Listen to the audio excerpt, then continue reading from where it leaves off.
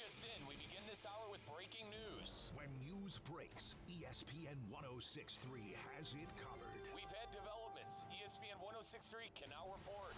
When your vehicle breaks, St. Lucie Battery and Tire fixes it. Stay tuned to ESPN 1063 for more breaking news. Brought to you by St. Lucie Battery and Tire. Calling all sports fans, grab your MVP card and head to Duffy's where you can catch all of the action. Not an MVP? Sign up for free and start earning rewards today. Duffy's is voted the best sports grill year after year with their award-winning burgers and wings. Don't forget about Duffy's famous 2-for-1 drinks all day, every day. And with over 80 TVs in every location, you'll never miss a minute of the game. Visit Duffy'sMVP.com to learn more. Duffy's, our game is always on. The weather is heating up and summer is here. Stay cool with EDS Air Conditioning. Right now, qualified customers can take advantage of 0% interest for 60 months on a brand new AC. Hot streaks belong in sports, not in your home. With over 800 Google reviews and a 4.8 star rating, EDS is the name you can trust since 2006. Visit EDSIsYes.com today. Game day comfort starts now. Don't sweat the small stuff. Lytle, Ryder, Smith, Ivy, and Fronrath, proudly representing the residents of South Florida since 1985, and proud supporter of Inter Miami on ESPN West Palm. Lytle, Ryder, Smith, Ivy, and Fronrath has attorneys across South Florida ready to fight for your rights. They've recovered billions for their clients, and you won't pay anything unless you win your case. If you have been injured, call the attorneys at Lytle, Ryder, Smith, Ivy, and Fronrath, 561-867-4117, or online at foryourrights.com. Main office in West Palm Beach. Kaiser University's flagship campus. The 100-acre residential campus at 2600 North Military Trail in West Palm Beach extends Kaiser University's educational offerings to over 100 degrees. Kaiser University also has an athletic program with 26 national championships, including back-to-back-to-back lacrosse titles, and they just won their first ever national championship for men's tennis. Visit KUSeahawks.com for the latest on the championship flagship campus of Kaiser University. The pink smoke is in the air. Inter Miami Soccer is on ESPN 1063. Let's get back to the Inter Miami pregame show. Here's Mike Rizzo. Messi to the middle, and Segovia scores! He camped down at the border of the 6-yard box. Segovia waited for Messi to push it back to him. It found the mark, and Segovia is able to get it into the back of the net. 1-0, Inter Miami, 57th minute. The assist for Messi, the goal for Segovia on the beautiful buildup.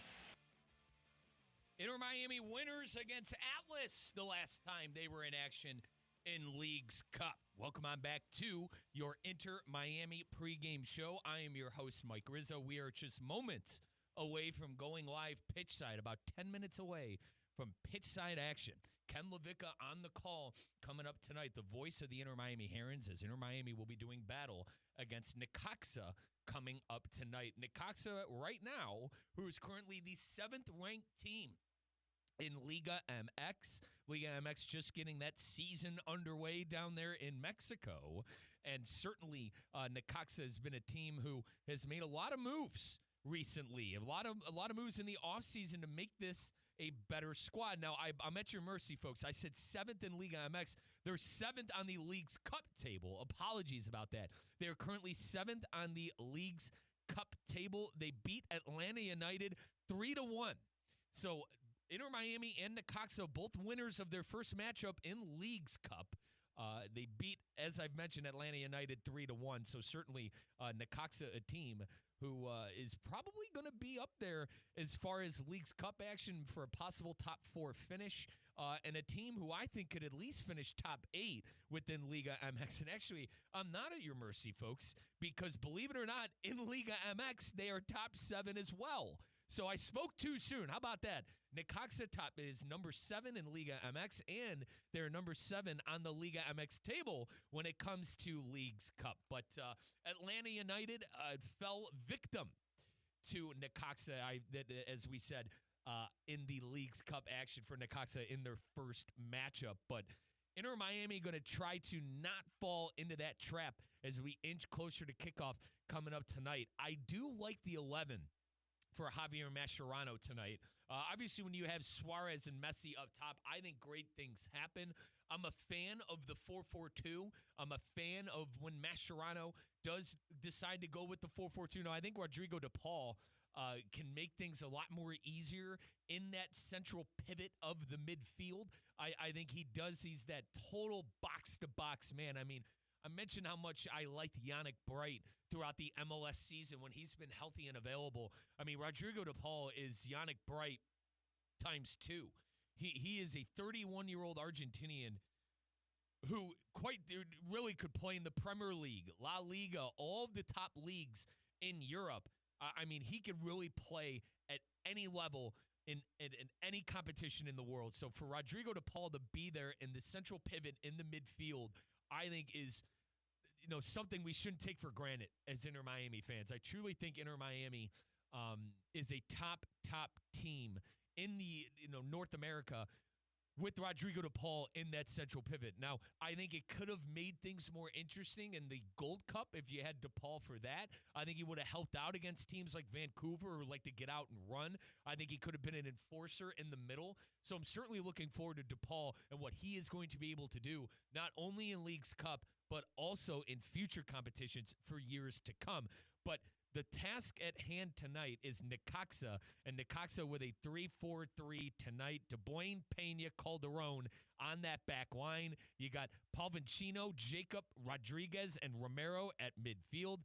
Cambindo, Baldalani, and Sanchez. Those are your top players up top tonight for Necaxa. And once again, Baldalani is going to be the lone striker, and Cambindo and Sanchez, the right wing and the left wing. But Inter Miami certainly, I don't want to say avoided disaster.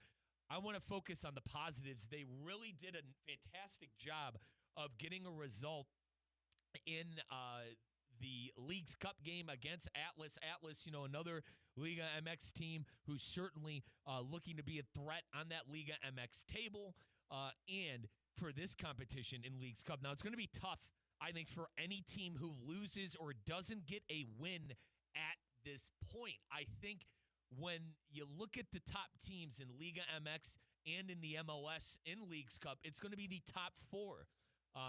Right now it's Tigres, Toluca, Pachuca, and Matalazan. I know I botched that. Please, I appreciate I'm at your mercy on some pronunciation when it comes to Espanol. But those are the top 4 teams on that Liga MX side, and none of them have a loss. Couple of draws in the mix. The only team who has played 2 games and won their full 2 games is Tigres.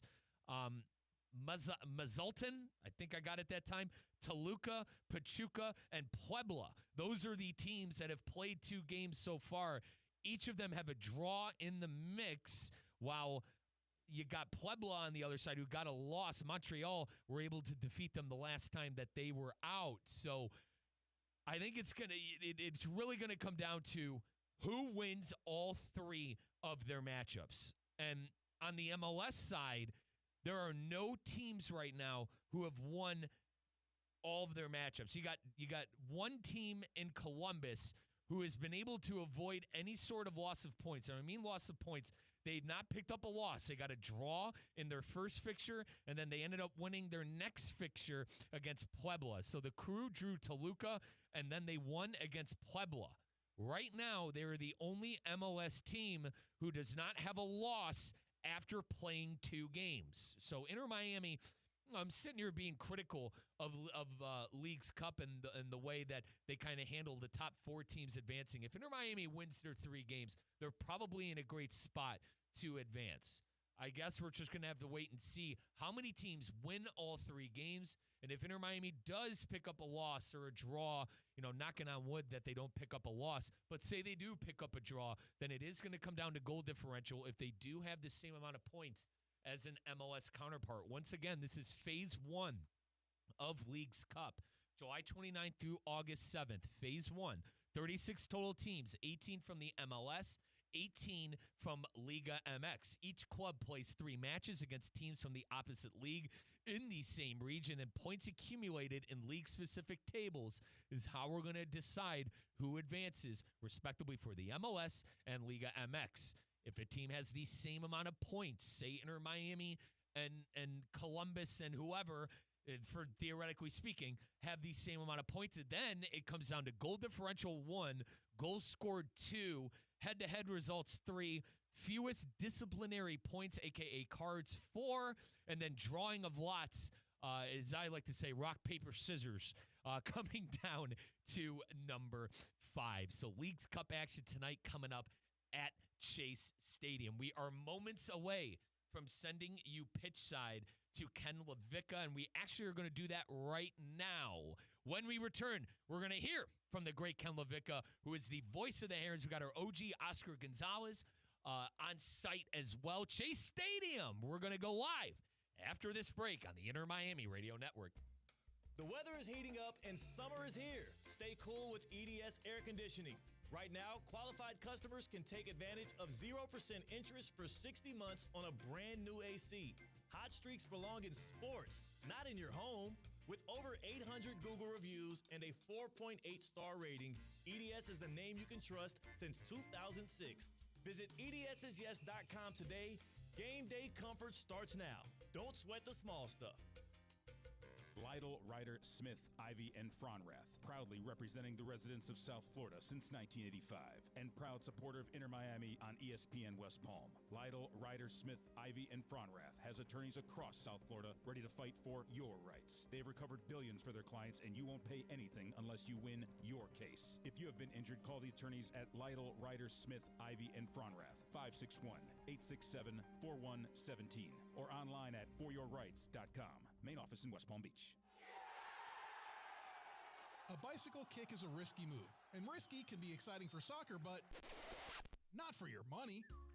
PNC Bank believes boring is better. It's the smart and steady way to manage your finances and save the excitement for all you want to do in life. See how at pnc.com/brilliantlyboring. PNC Bank, brilliantly boring since 1865 and proud to sponsor Inter Miami CF radio broadcasts. PNC Bank, National Association, member FDIC. Mike Rizzo here with the Sports Business Minute presented by the FAU MBA in Sport Management program. There's no doubt that the quarterback position is the most lucrative position in the National Football League. But edge rushers are starting to make their claim. TJ Watt of the Pittsburgh Steelers just recently signed a new contract, giving him $41 million per year. TJ Watt making $41 million. Myles Garrett of the Cleveland Browns making $40 million. Daniel Hunter, $35. Max Crosby, $35. These are 4 out of the 5 most lucrative contracts that aren't the quarterback position. So, if you're not playing quarterback, be the one trying to sack them. This is the Sports Business Minute presented by the FAU MBA in Sport Management program. Accelerate your career in sports with the program committed to developing top-notch executives and managers with a focus on the job placement for students and graduates. The FAU MBA in Sport Management program. Free. That's 1-800-747-3733. ESPN 1063. WESP Jupiter, a good karma brands radio station. We interrupt our regularly scheduled program for this special presentation of Inter Miami Soccer on ESPN 1063. Now let's get to the pitch. Oh, it's a cannon shot. Go ahead and give him the goal of the league. Here's Ken LaVicka. This is a pivotal second game, Phase 1 2025 Leagues Cup. Inter Miami at Liga MXPO Necaxa in front of a capacity crowd on a steamy hot evening in South Florida, and we welcome you to Chase Stadium in Fort Lauderdale. I am Ken LaVicka, and we are thrilled to be with you tonight on the Inter Miami Radio Network, whether you're listening on the flagship ESPN 1063, on the free app, Deportes Radio FC, or worldwide on YouTube. To my right, the OG Oscar Gonzalez, on-site engineer Mike Rizzo, back in the network studios in West Palm Beach, Florida. Inter Miami after a thrilling 2-1 defeat of Atlas on Wednesday night, taking on Necaxa, who were victorious at Atlanta United 3-1 midweek. First meeting all time between these two sides, and two first-year managers going against one another. Javier Mascherano on the Inter Miami side and fellow Argentine Fernando Gago for Necaxa, who is just about a month on the job after 10 years at Boca Juniors as well as Chivas. Inter Miami only one change from their starting 11 Wednesday in the victory over Atlas. That is Noah Allen at left center back. Gonzalo Lujan will come off the bench as a Javier Mascherano substitute. Maxi Falcone moves to the right center back position. As for Necaxa, they make three changes to their 11 from their triumph at Atlanta United. Inter Miami head to toe in pink, black lettering, numbering, and trim. The captain's armband on the left bicep of Lionel Messi. For Necaxa, white tops, green lettering and numbering, and red shorts. Inter Miami 5th in the East in MLS in league play. Necaxa 7th in the early portion of the Apertura campaign. 1 victory, 1 loss, 1 defeat. They finished 5th, made the final phase of the Clausura. There is the whistle from our referee, Daniel Quintero. We are underway Saturday night in South Florida. The second match for both sides in this 2025 Leagues Cup.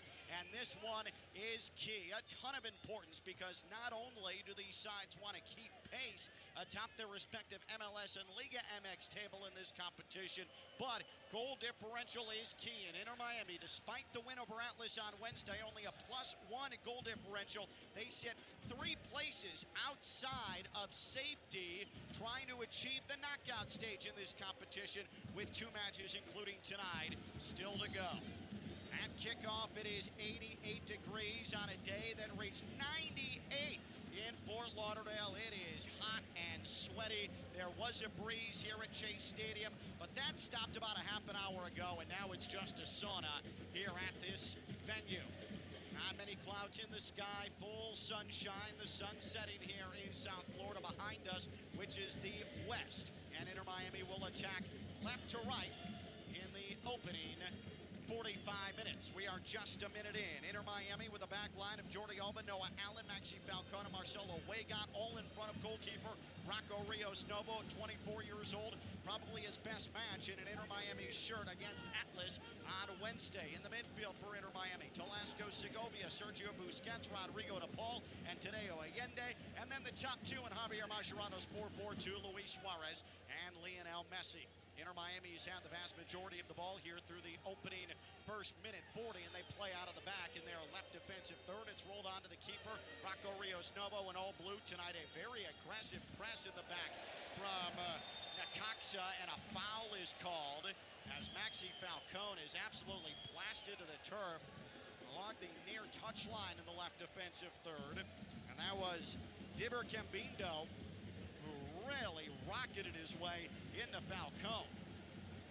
Falcone is still down. No card to Cambindo, the extremely talented attacker, the wing, a native of Colombia. But it was defensively where he sends an early physical message. For Necaxa, the veteran Ezekiel Ansayin in goal with a 3-man defensive back in front of him. Christian Calderon, Alexis Pena, and Diego De Buen. A midfield for Necaxa of Agustin Palavecino, Tomas Jacob, Jose Rodriguez, and Kevin Rosero. And up top, Raul Sanchez, Tomas Pantaloni, and Diber Cambindo. After some sloppy play in the back from Inter Miami, Necaxa had an opportunity to take a shot from outside the box. It goes well wide of goal, Jose Rodriguez. But that's very similar to what we saw in the early going against Atlas on Wednesday, where it took Inter Miami a little bit to start to feel comfortable in the back. And man, Inter Miami's having all sorts of issues as Busquets from his own penalty spot shipped it back on to Rocco Rios Novo. And that was a nifty piece of footwork. And now Inter Miami trying to hit on the counter, right attacking after the first time. On the move, Rodrigo De Paul. De Paul into the middle, speeds it left side of the box. Here's Suarez. Suarez gives it Allende right side of the box, and he tried to feed it back post, and Segovia flat-footed, couldn't get a touch, and it rolls out of play left of goal. Outstanding build-up from Inter Miami. Perhaps Suarez should have taken a shot, and then Allende, maybe he could have taken a shot on target, tried to feed it to Segovia, and right now there's disagreement between Suarez and Allende about the decision-making from Allende, and that would continue to suggest that right now the young Argentine is really struggling. He is not in a great mental spot right now. He did not play well at all against Atlas, despite several dangerous opportunities. Off the goal kick from Necaxa as Ezekiel Ensain gets it back into play. Inter Miami wins it in the midfield. We are just past minute number 4. First good opportunity for Inter Miami. Inter Miami now into the right attacking third. Segovia tried to play to the middle, and it was broken up. It got right back out of the feet, though, of Segovia. Now Messi, right of the penalty arc. He's knocked off the ball, maintained his footing and possession, and then he stops play between 3 defenders and finally had it dispossessed. And now Cambindo up the left side into the left attacking half for Necaxa. Cambindo, full head of speed, and coming up to challenge him is Marcelo Weigott. Well done by Weigott. Cambindo and him fight for the ball. It rolls across the near left touchline. It's going to be a left attacking third throw-in for Necaxa. But Weigott getting extremely urgent defensively, and this is only the first 5 minutes. This is a frenetic pace to start this one here tonight. Necaxa finished 5th in Clausura 2025, made it to the final phase, but lost in the quarterfinals to Tigres, the eventual champion in Liga MX Toluca, and a 1-1-1 start to the Apertura campaign now for Necaxa. Now on the right wing, Necaxa, left attacking third, trying to meander through defenders, taking a right-footed shot. That was Raul Sanchez. He was blocked away. Inter Miami clears briefly, but Necaxa on the border of the left attacking third. Right wing gets it back. This is fed into the box. Gets left to the 6-yard box, and here is a sliding cross, desperation cross for Necaxa. Not a lot on it, and Rios Novo picks it up on a hop in front of his own goal. Good marking from Weigott. Now Inter Miami once again trying to get themselves out on the counter, and Rodrigo de Paul taken down in the center circle. Quick restart, hooks the ball to Messi. Messi on the right wing, got around a defender. Still chugging for it. Here's Lionel Messi right to the penalty yard. Trying to make his way through a defender, and he is tackled down in the box. He's frustrated. He slaps the ground, and Necaxa was trying to get out on the counter. There's a collision in the midfield, and a foul's going to be called against Noah Allen of Inter Miami, just in front of the midfield stripe, still in the defensive half for Necaxa, as Kevin Rosero was full head of speed, and Allen and him came together. The referee calls a foul as Messi on the other end lowered his shoulder through Calderon of Necaxa. And we're going to have a free kick for Necaxa after that Allen foul. And Necaxa restarts play. Necaxa in the Apertura campaign where they finished 5th, or the Clausura campaign, I should say, where they finished 5th. 36 goals for. That was 2nd in Liga MX, but conceded 29 times. That was 4th worst in the league. And Inter Miami able to come up with an interception in their left defensive third. And now they'll begin the journey up the pitch. Natural surface here at Chase Stadium in Fort Lauderdale. And here's a long ball into the midfield for Inter Miami. Necaxa intercepts it, winning an aerial duel. Necaxa under first-year manager Fernando Gago. And now here comes Necaxa up the right wing. Falcone able to knife across away in the box. Now a fight for the ball in Inter Miami's left defensive third. Busquets goes to ground, and a left-footed shot is wide right of Rocco Rios Novo's goal. As Rosero sent it sailing. Messi went down for Inter Miami. Now he's up. Or no, he's still down, and he is rubbing at that right adductor muscle. He's going to get a little wrap on it, it appears. It is not the left adductor that was bothersome earlier in the season. He's getting a little, it's either his adductor or his hamstring, so both sides are going to come over for an impromptu hydration break.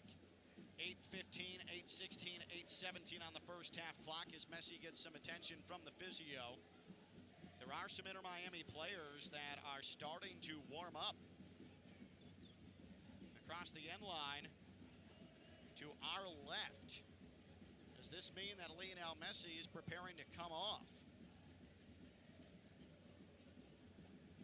Messi is on the ground. He's sitting as everybody starts to walk back out onto the pitch. And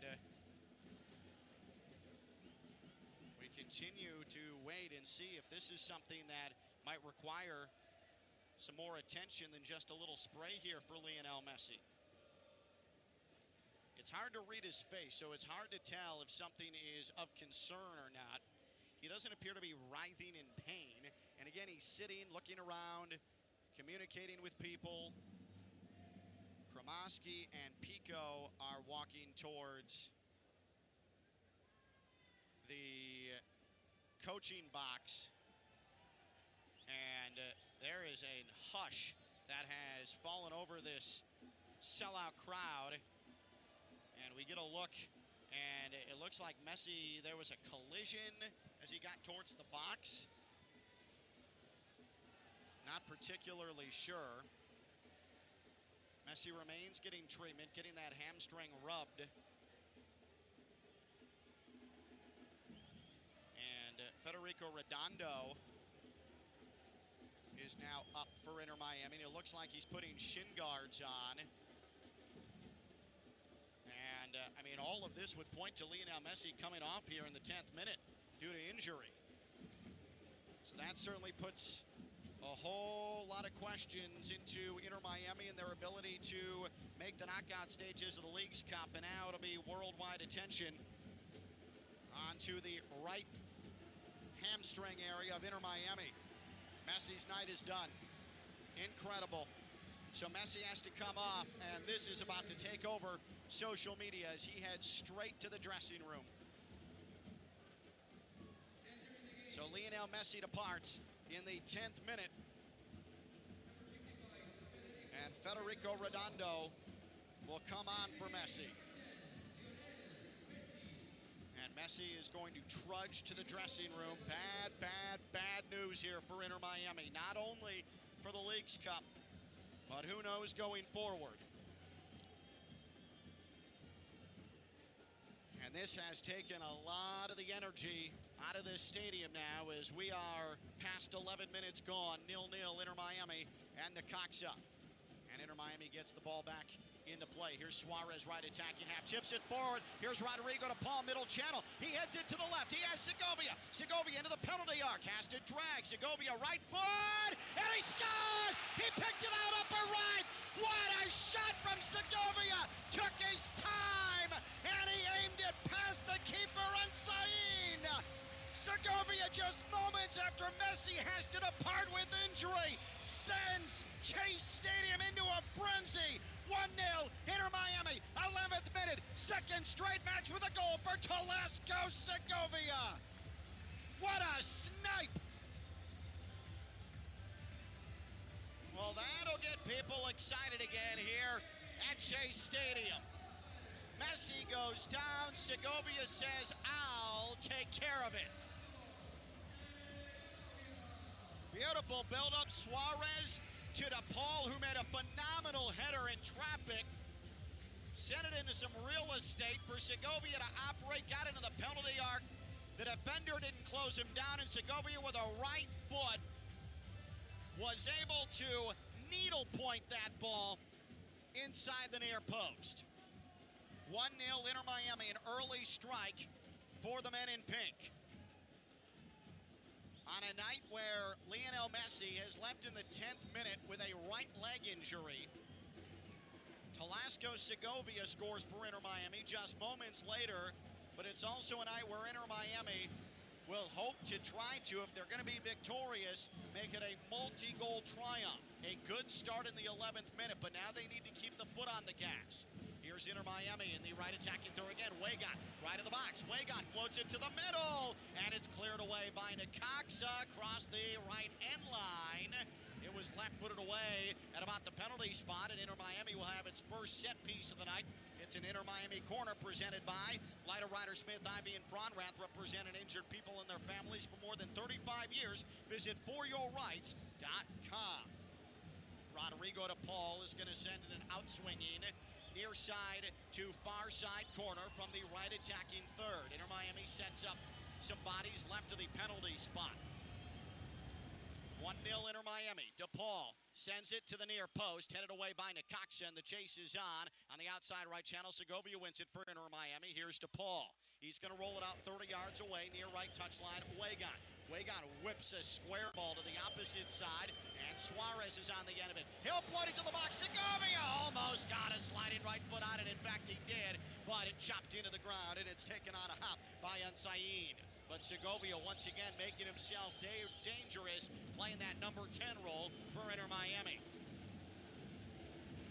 Segovia's goal, the difference in the 11th minute. Inter Miami 1, Necaxa 0. If you're just joining us, Lionel Messi has left the match with a right leg injury. It is in the area of his adductor or hamstring. We don't know exactly what the ailment is, but another muscle injury for Inter Miami this season in a campaign full of them since 2025 began. Necaxa, left attacking half, trying to find some footing in this match. A chipped ball just outside the upper right of the area. Redondo, who substituted in for Messi, is able to bring it down for Inter Miami on the interception. And now Redondo sends a ball along the far touchline. Inter Miami still in its left defensive third.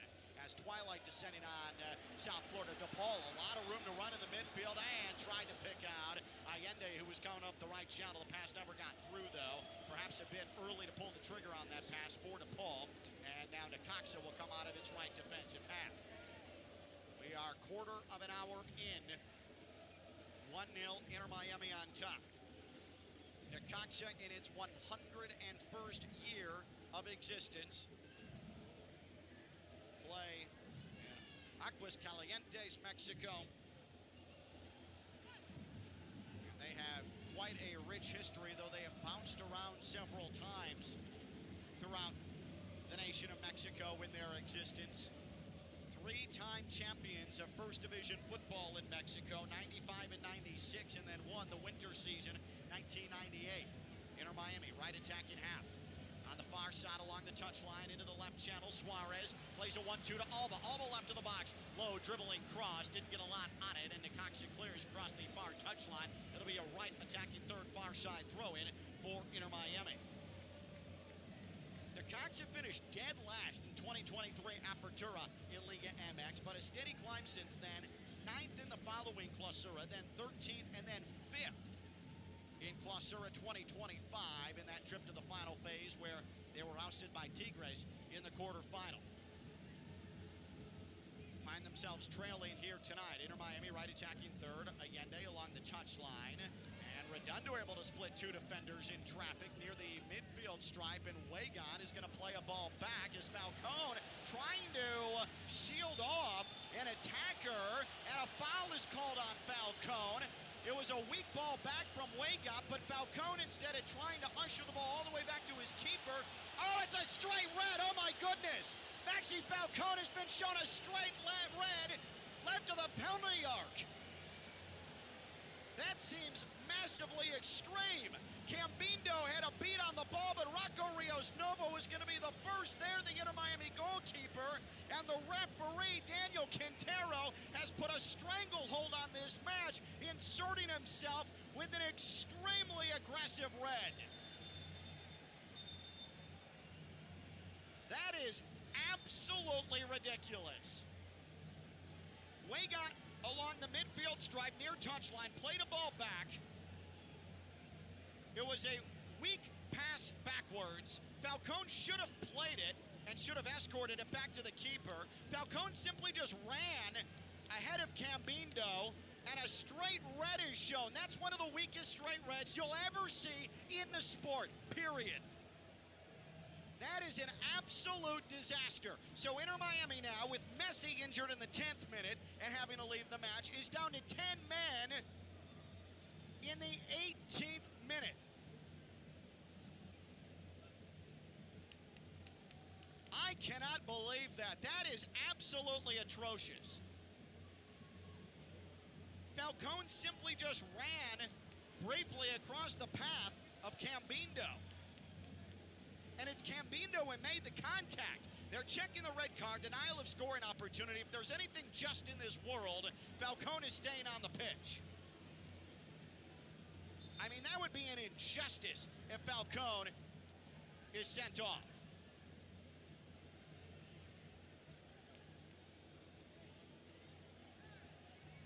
So the VAR decision is a red card. Falcone's night is done. My goodness, this night has turned into a disaster, and we're not even 20 minutes in. So Inter Miami's down to 10 men, and Lionel Messi's hurt with a muscle injury. Oh, goodness.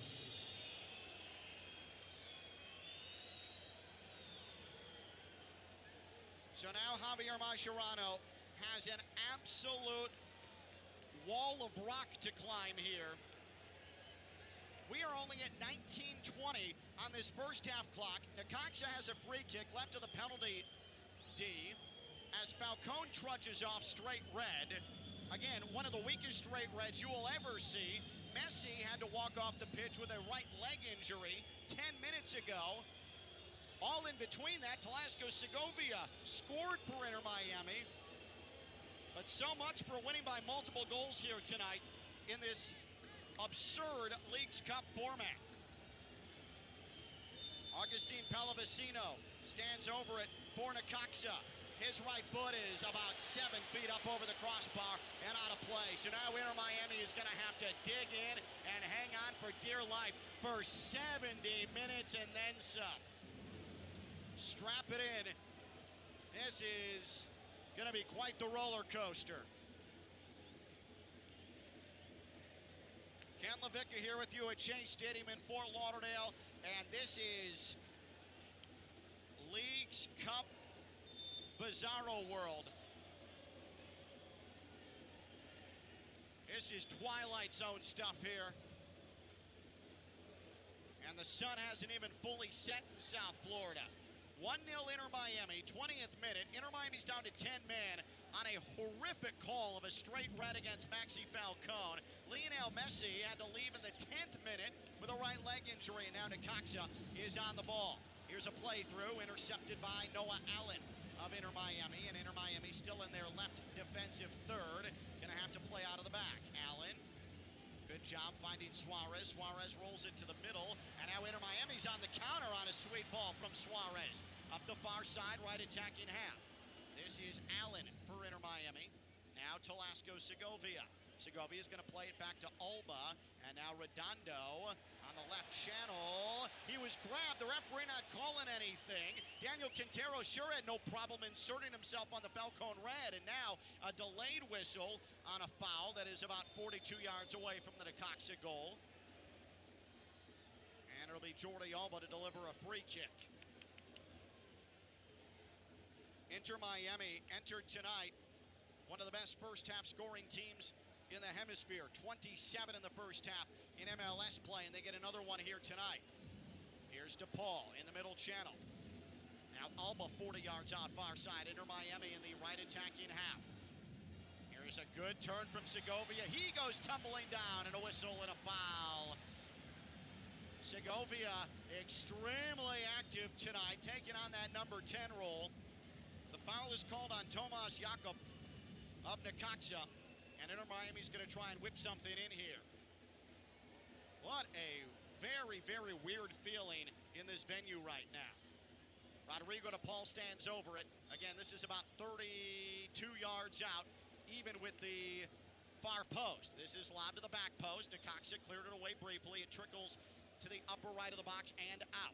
Back on it, though, is Busquets for Inter Miami. He's backtracking, sends it off near touchline. Weigand scoops the ball off to Segovia, and he earns a throw-in. Near side, top of the box, extended right side. And it'll be a right attacking third throw-in. Marcelo Weigand, the hero, in Wednesday's 2-1 triumph over Atlas. Into the right corner, off the throw-in. It's cleared away by Necaxa. Look out, Inter Miami is able to win it back as going tumbling to the ground was Bataloni looking for a whistle. The referee says no. Inter Miami able to eat up some possession again. Redondo, right foot punches a ball forward into the right attacking third, but nobody home for Inter Miami, and it rolls on to Unsayin, the Necaxa keeper. Oh, imagine if you're Rodrigo DePaul. You come without any training, you play all 90 Wednesday night, and now in your second match, you see your best friend Lionel Messi have to leave with injury, who he came specifically to play with, and then you go down to 10 men, and you're in crisis mode in match number 2 of your tenure. Here is a ambitious cross from right of the box by Necaxa. That rolls right to Rocco Rios Novo on his near post, and he easily falls on it as he tucked himself up against the woodwork. Raul Sanchez sending it in an no-man's land, just hoping and praying. And now Inter Miami in its left defensive half. Good job by Busquets, able to lift the ball up over a defender, stay in possession. And then Inter Miami was dispossessed momentarily. Busquets will just blast the ball back into the Necaxa right defensive half, telling Rodrigo de Paul, sorry, that's my fault. De Paul saying, it's all right. Inter Miami's just going to have to play a little possession and dump here throughout courses of this match. 24th minute, 1-0 Inter Miami on the Talasco Segovia 11th minute goal. But what the scoreline doesn't tell you is just a minute before that, Lionel Messi left the match with a right leg injury. And then just 9 minutes after the Segovia goal, Maxi Falcone shown a straight red, denying a goal-scoring opportunity, and we're already going to see Inter Miami have to make a second change. Gonzalo Lujan is going to come in to fortify what Inter Miami is going to need to be an extremely stubborn back line. So Lujan is about ready to come in for Inter Miami at the next stoppage. We have hit 25 minutes in, 1-0 Inter Miami. Ken Levica with you on the Inter Miami Radio Network. Leagues Cup action, Phase 1. Both teams victorious first time out. 3-1, Necaxa beat Atlanta United. 2-1, Inter Miami over Atlas. Here is Necaxa, left attacking third. Then Inter Miami still can't clear despite trying to be tough on defense. Necaxa still has it, left side of the box. This was Cambindo, lays it out beyond the penalty arc, and a great job by Rodrigo de Paul to poke it away from Pena. But Necaxa still on it, and a shot from the right side of the box, and Rocco Rios Novo was able to tuck his body against the near post and make the save. Kevin Rosero gave it a shot. Well, Rosero was able to deliver it, and it was actually a header right in the middle. Pallavicino, a diving header, got it on goal, but Rocco Rios Novo, good reaction time to smother it. And Necaxa asking questions again as Inter Miami had to clear across the far touchline in their left defensive third, and now we have a hydration break in minute number 26. 1-0, Inter Miami. But Inter Miami's down to 10 men. It's reminiscent of the opener against NYC, or make that, well, yes, NYCFC in the opener when Inter Miami went down to 10 men. Tomas Aviles, moments after scoring the season-opening goal, was called for a rightful red. I'll add, nothing like the Maxi Falcone red we saw tonight. But then, in the next home match, 2 matches later, it was Oscar Ustari who was shown red very early in that match under the hot sun on a Sunday afternoon. And Inter Miami had to play 75 minutes with 10 men and ended up beating Charlotte 1-0. And that was the first time we saw Rocco Rios Novo in an official sanctioned match. And with the Oscar Ustari injury, Rocco Rios Novo has been thrust into the starting role. Maxi Falcone shown one of the weaker straight reds that you will ever lay eyes on in football in the 20th minute. And Inter Miami down to 10 men, and coming out of this hydration break, it looks like Gonzalo Lujan has already been allowed to come on. So that'll be the second substitution for Inter Miami. And it comes in the 27th minute. Talasco Segovia is the lone goal scorer. He was able from the penalty D to fire a ball upper right. Outstanding placement to make it 1-0. His second goal in as many matches. Segovia in warm-ups, I was watching him, and his ability to direct the ball exactly where he wants it to go, it caught my eye, and sure enough, that came into play for the only goal that we have seen here tonight so far.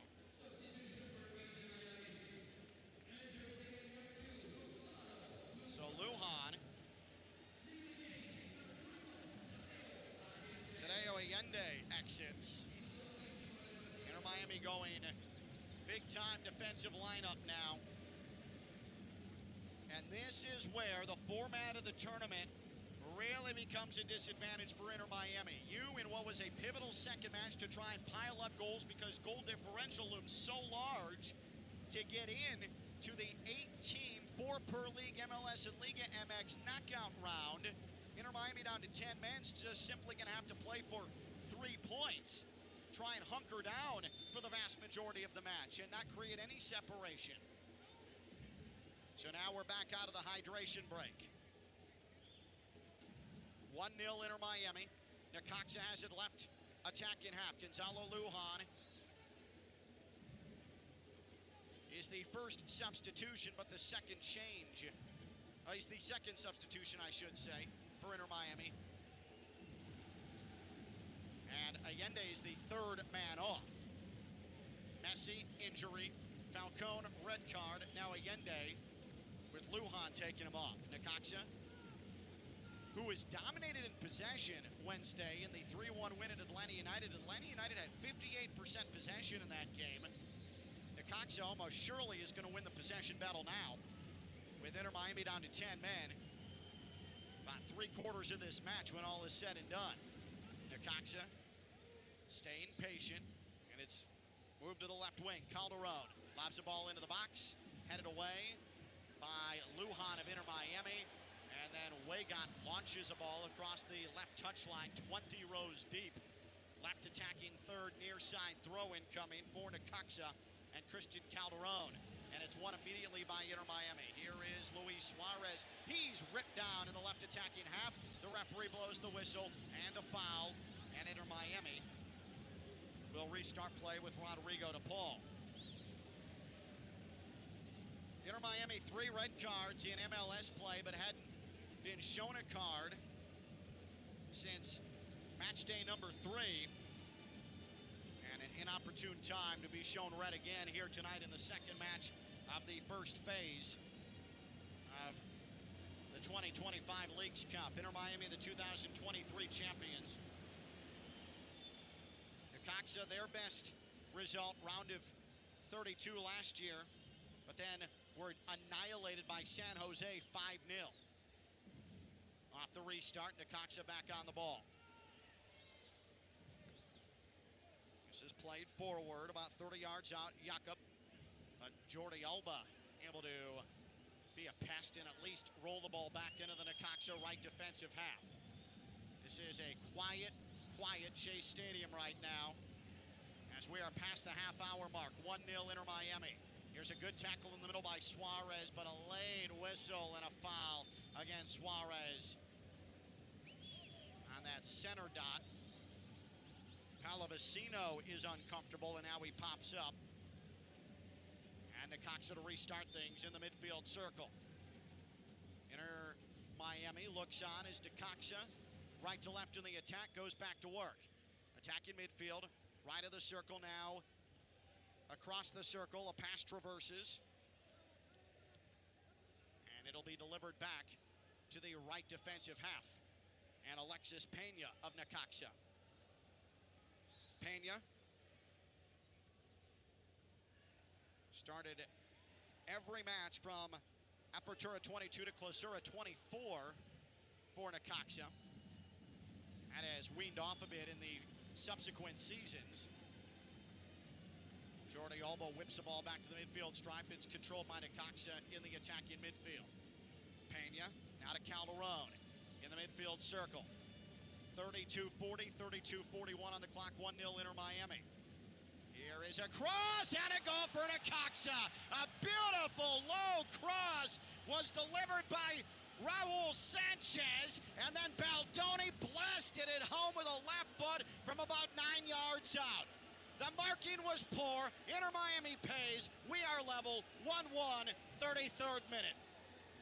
And Noah Allen's the guilty party, and he is cursing himself, walking back to the midfield circle.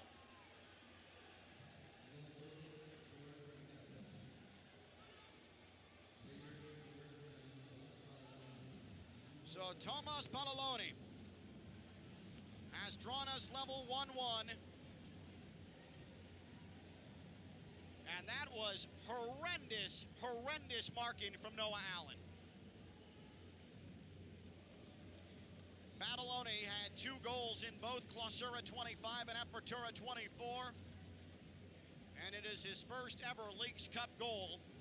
So Inter Miami, 13 minutes after going down to 10 men, and 23 minutes after Lionel Messi, left due to injury, finds itself on equal terms with Necaxa 1-1 after Talasco Segovia had put Inter Miami on top. And Inter Miami, who was already with substitutions transitioned to a defensive-heavy 11 on the pitch, what do they do now? Because there's still a lot of match left. Inter Miami has had nearly zero possession in the attacking half in the last 10 minutes. So Segovia for Inter Miami in the 11th minute, making the scoreline 1-0, and then Tomas Pantaloni for Necaxa in the 33rd. And Inter Miami remains only +1 in goal differential, and now 4 points in the MLS portion of the Leagues Cup table. And that's not going to get it done. And Necaxa able to win a ball in their left attacking half. Rodriguez getting physical, but DePaul won it right back for Inter Miami, and he's chopped down in the defensive portion of the center circle. DePaul is unhappy, saying, where's the card for that? I got wiped out by Rodriguez. Can Inter Miami somehow find a goal somewhere? Busquets off the restart, sends a long ball left of the box. Alba is able to keep it in play along the end line. Rolls it left side of the area. Suarez wanted to return a feed to Alba, didn't get enough on it with a toe poke, and then Busquets misplays a ball near the midfield. Noah Allen hustling along the touchline. Good job to back heel it underneath the defender. Now Busquets in the middle channel, 35 yards out. He's met by a defender. Curls the ball on his Segovia. Outside left channel. Throws it left side of the box. Here is Suarez. He was dispossessed. They still fight for the ball. Necaxa, can they keep it in play along the end line? Yes, but then they swipe it out of play. Far touchline. It's an attacking third. Right side of the pitch. Throw in. Far side Inter Miami. Suarez needed to be a little bit better on his first touch. Left side of the area. But he's once again asking questions like he did all night against Atlas on Wednesday. But this time it's with Inter Miami down to 10 men. Off the throw-in, left end line. Segovia sent it to Alba. Now nice back heel Busquets on the left channel. This is whipped to the right side of the penalty D. Outside the upper right of the box. Redondo inside dribble. Now to the penalty D. Here's DePaul. DePaul give it up left wing. Alba will lay a ball off. Busquets delivery, far post, and Necaxa able to clear. Can Suarez keep it in the left side of the area? The answer is no, and it's a long clearance for Necaxa. And look out, the race is on for a ball as Allen handled it well. And Inter Miami is called for a foul. A push against Allen. What is that call? Daniel Quintero. My goodness.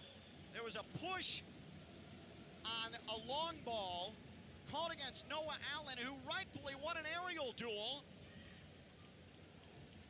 And now Inter Miami wins the ball off the restart. Here's Suarez, middle channel. Now Redondo on the outside right. He gets taken down. The referee says play on. And then Wagon comes up to make a tackle in the Necaxa right defensive half, but Necaxa regains possession, and a ball is sprayed to the left attacking third. Far side, Cambindo on his right foot floats a ball to the far post. That was headed out of trouble by Lujan, and Inter Miami is going to come back onto the ball in their left defensive third. DePaul up ahead, Redondo. Redondo tried to back heel it through a defender's legs, and then Redondo is able to win a throw-in the defensive midfield near side. 1-1 Inter Miami and Necaxa as we welcome you to minute number 38. Inter Miami's down to 10 men, and Lionel Messi had to leave with injury. It has certainly been a bit of a dispiriting night here for Inter Miami, and there's a lot of football to come. Because regardless of the result tonight, then you wonder, what is the status of Lionel Messi with the final Phase 1 match Wednesday? And then you get back to MLS play August 9th. And then if you do advance to the Leagues Cup knockout stage, you have that to worry about. Good job by Gonzalo Lujan. And Gonzalo Lujan won a ball in the near side left defensive third. And a Necaxa player went down. The referee stops play. I don't think he has indicated a foul. The Necaxa player that's down is Raul Sanchez. He's clutching at the left side of his jaw. The right side of his jaw, I should say. It looked like Lujan went shoulder to shoulder with Sanchez, but Sanchez is down as if he took an elbow to the throat. 39-18, 39-19, 39-20. Just behind us to our left, we see Drake Callender in one of the suites here at Chase Stadium. He is still recovering from a procedure for a sports hernia. Ryan Saylor up there as well, not active tonight for the first time in quite some time. It was not a foul against Lujan. And shockingly, Raul Sanchez has popped right back up and seems to be in great health. Inter Miami off the restart. It's Suarez, I should say. Midfield strike, nifty ball, fed it to Wagon, but then Wagon immediately dispossessed, a little bit too lackadaisical on the ball. Necaxa is going to play out of its defensive midfield. DeBuen. Just outside the center circle for Jose Rodriguez in the attacking midfield. And now a ball is sent to the middle channel. DeBuen, he's tackled off the ball. And Rodrigo de Paul has it for Inter Miami. He's going to meander into the right attacking half, waiting for some support. Redondo comes. It's delivered beyond the midfield stripe. And a ball forced to Suarez that's intercepted easily. Inter Miami, though, wins it immediately back in their defensive midfield. Good job by Allen to get on to an attacker immediately. And Inter Miami is going to take its time. 40-42, 40-43, Inter Miami defensive midfield, left side of the pitch. Lujan across the center stripe and sends a square ball right back to Necaxa. And look out, because here they come up the far side. Right attacking third, into the box, right side cross, upper left, and on a back heel, able to win the ball back was Redondo. Then he's pushed from behind by a frustrated Badaloni. And a foul is called, but no card. That was a two-hand shove in the back by Tomas Badaloni, who could not clear space with a back heel to try and get it onto his right foot. Redondo won the ball fair and square. It was a great pass from Kevin Rosero to pick out Badaloni. And then Redondo just takes a two-hand shove right in the back.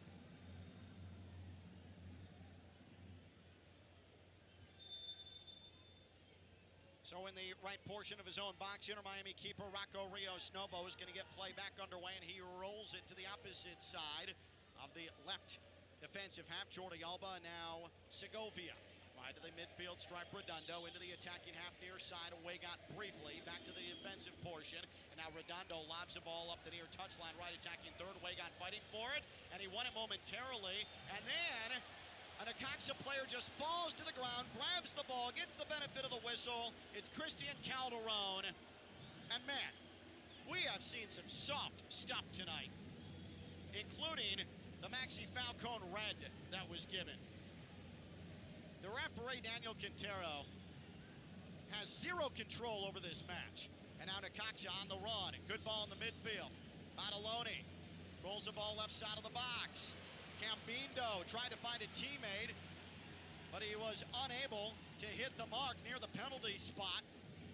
Not quite precise enough, and Inter Miami able to win the ball. That was a little bit concerning as we approach 43 minutes in this first half. 1-1 Inter Miami and Necaxa. Inter Miami struck first after Lionel Messi left due to injury. Segovia with the goal, but then after Inter Miami went down to 10 men, Necaxa with the equalizer.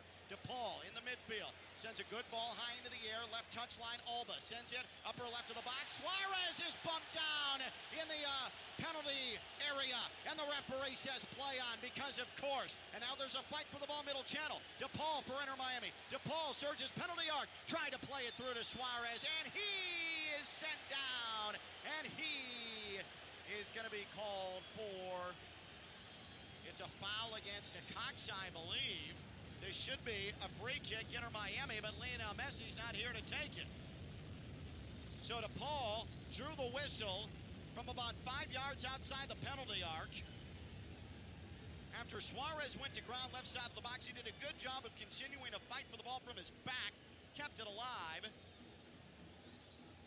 And this is going to be from 30 yards out, even with the far post in the right attacking third, a free kick opportunity for Inter Miami as we welcome you to the 44th minute. 1-1 between these two sides. Inter Miami and Necaxa. Phase 1 second match Leagues Cup. Inter Miami down to 10 men. Lionel Messi left with injury in minute number 10, a right leg injury. We have not seen him back out since trudging to the dressing room under his own power. Luis Suarez, Jordi Alba stand over the ball. Again, this is from about 30 yards. Can Suarez put some good force into this and put it on target as Ezekiel and Sayin, the Necaxa keeper, looks on? The wall is set just inside the top of the area. Alba points out directions.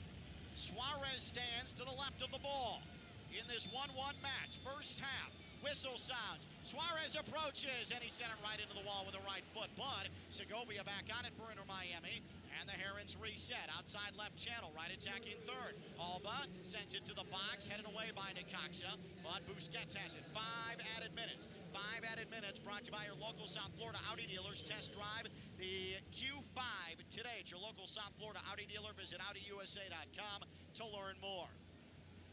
Inter Miami right attacking half. Busquets able to back heel his way, and Busquets is clutching at his right leg. After he was fouled, Busquets back heeled his way into space and then took a spike, I believe, in his right calf. He looks like he's okay. And now there is an Necaxa player who's down on one knee. Right side of this pitch. Inter Miami is going to be able to restart play in their right attacking half near the midfield circle. We are 1 minute into an additional 5. 1-1 Inter Miami and Necaxa. Busquets sends a long ball towards goal from the midfield, and he forced on Sayin into a touch, upper wide and out of play. It'll be a corner for Inter Miami. Busquets just decided to go for it from just left of the center circle. And Sayin tracking, panicked, and put a touch on it out of play. It's an Inter Miami corner brought to you by Leiter Router Smith, Ivy, and Fronrath. Represented injured people and their families for more than 35 years. Visit foryourrights.com. DePaul will handle the near side to far side corner, right attacking third. It's going to be an outswinger for the right footer, DePaul, in his second Inter Miami match. And boy, without Messi, all of the Barca boys are trying to turn back the clock. And there is a collision and a battle near the post with Suarez and a Necaxa player. Double yellows are shown. And into the book goes Suarez as well as Badaloni. Oh, man. Here is DePaul's corner to the edge of the 6-yard box. Headed out of trouble by Necaxa. A fight for it. And look at Segovia win it back for Inter Miami. And then Jordi Alba is going to scoot towards the midfield stripe. He lost the ball, though, but a foul is called along the touchline. Javier Mascherano looks on. Necaxa manager Fernando Gago, who is a childhood teammate in Argentina of Messi and Sergio Aguero. Everybody knows one another well, including Mascherano and Gago. Mascherano talking this week about how Fernando Gago is a good friend.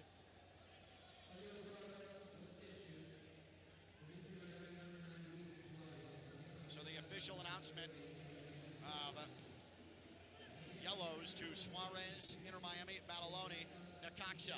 48th minute, 3 minutes into an added 5. And Inter Miami able to keep a ball in play in the right attacking half. Suarez is bumped to the ground. And a foul on the right flank. Plenty of distance, though, between the ball and the Necaxa goal. And now DePaul's going to restart play for Inter Miami. Can Inter Miami find a way to score down to 10 men, no Messi, and with a defensive 11 on the pitch? So it's not a good night to see Messi go down with injury for the first time in forever and go down to 10 men early in the first half. 20th minute to be exact. DePaul sends a high ball into the penalty arc. It is brought down by Lujan, but a right-footed shot blocked away close range. And Inter Miami watches the ball get cleared back to the midfield. Allen got a touch on it for Inter Miami, but Necaxa comes up with possession. And Cambindo and Allen come together left of the box, and then Necaxa left attacking third. Cambindo touched it last and rolls out of play, and it's going to be an Inter Miami goal kick. That's the similar type of play, though, that Maxi Falcone was called for a red on.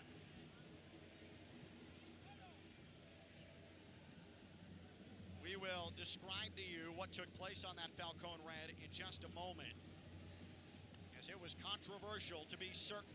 Necaxa left attacking third has the ball after Inter Miami was unable to progress towards its defensive midfield. Rodriguez into the middle channel in front of the midfield circle. Debuen. Now Romero. Short range pass to Debuen on the right flank. Sends it to the outside. Now right of the box. Ricero got through two defenders, but his cross was blocked away by Jordi Alba. Now a fight for the ball along the touchline. Talasco Segovia able to swipe it onto Alba, and Inter Miami out of its left attacking third. Some good patient footwork, and now Noah Allen blasted away from his own 6-yard box, but only to about 40 yards out. Necaxa got a head on it. Wagon, good job to evade a defender with his back to the midfield, and there is the final whistle for the first half. Well, a lot of emotions in this opening half. Inter Miami loses Lionel Messi in the 10th minute. Severity of injury to a right leg, we don't know. But then moments after play is restarted, Talasco Segovia with a gorgeous golazo to give Inter Miami a lead. But then 10 minutes after that, a very controversial straight red is shown to Maxi Falcone after Marcelo Wagon at the midfield played a weak ball backwards. Falcone simply ran in the path of Dibber Cambindo for Necaxa as Rocco Rios Novo was attempting to come up on the ball off his line. Falcone probably could have just played the ball back to his keeper, but instead tried to shield the ball away from Cambindo. Was shown a straight red for denying a clear goal-scoring opportunity. Was it a clear goal-scoring opportunity? Probably not for anybody with a rational mind, but a straight red was shown to Falcone, and then in the 33rd minute with Inter Miami down to 10 men and with no Lionel Messi, Necaxa gets the equalizer. A beautiful cross near side. Raul Sanchez finds Tomas Badaloni. Noah Allen was late to mark. Rocco Rios Novo was unable to really stand any sort of a chance with a blast low to ground from 8 yards out. And that's our score line at halftime. Inter Miami 1, Necaxa 1. Mike Rizzo has your halftime show from the network studios in West Palm Beach. After this is Inter Miami football. Anna Joran Levine. Call 1-800-7473. That's 1-800-747-3733. ESPN 1063. WESP Jupiter, a Good Karma Brands radio station. Hey, Steph Prince here, General Manager of ESPN West Palm, to tell you about a team that has meant a lot to me and this community for a long time. Bob and the team at Bradley Heating and Air Conditioning have been helping me stay cool for years, whether at home or in the office. And living in South Florida with 3 kids, I don't know what I'd do without them. Family owned and operated, serving Royal Palm Beach and beyond since 1980. Let the knowledgeable and trained team at Bradley help you with your residential and commercial needs, installation, repair, seasonal maintenance, upgrades of all makes and styles and models of HVAC equipment, and so much more. Bradley Heating and Air Conditioning does things right the first time and makes the process smooth, stress-free, and most importantly, keeps you cool. Give them a call at 561-793-7497. That's 561-793-7497 or BradleyAir.com. Any need, big or small, trust the amazing team at Bradley Heating and Air Conditioning. Want more from your drive? This is it. The all-new Audi Q5. With a powerful, sporty silhouette, dynamic handling, and responsive steering that makes every ride better than the last. An all-new interior with a digital stage built with you in mind. Introducing the all-new Audi Q5. Our best made better. Lytle, Ryder, Smith, Ivy, and Fronrath, proudly representing the residents of South Florida since 1985, and proud supporter of Inter Miami on ESPN West Palm. Lytle, Ryder, Smith, Ivy, and Fronrath has attorneys across South Florida ready to fight for your rights. They've recovered billions for their clients, and you won't pay anything unless you win your case. If you have been injured, call the attorneys at Lytle, Ryder, Smith, Ivy, and Fronrath, 561-867-4117, or online at foryourrights.com. Main office in West Palm Beach. Breaking news on ESPN 1063 is brought to you by St. Lucie Battery and Tire. This just in, we begin this hour with breaking news. When news breaks, ESPN 1063 has it covered. We've had developments. ESPN 1063 can now report. When your vehicle breaks, St. Lucie Battery and Tire fixes it. Stay tuned to ESPN 1063 for more breaking news. Brought to you by St. Lucie Battery and Tire. Putting the ball behind the keeper takes lots and lots and lots of tireless work that leads to something brilliant. It's the same with PNC Bank. They take a smart, practical approach with your money so you can score brilliant financial goals. PNC Bank, brilliantly boring since 1865 and proud banking sponsor of Inter Miami CF radio broadcasts. Visit pnc.com/brilliantlyboring. PNC Bank, National Association, member FDIC. Hey, Steph Prince here, General Manager of ESPN West Palm, to tell you about a team that has meant a lot to me and this community for a long time. Bob and the team at Bradley Heating and Air Conditioning have been helping me stay cool for years, whether at home or in the office. And living in South Florida with 3 kids, I don't know what I'd do without them. Family owned and operated, serving Royal Palm Beach and beyond since 1980.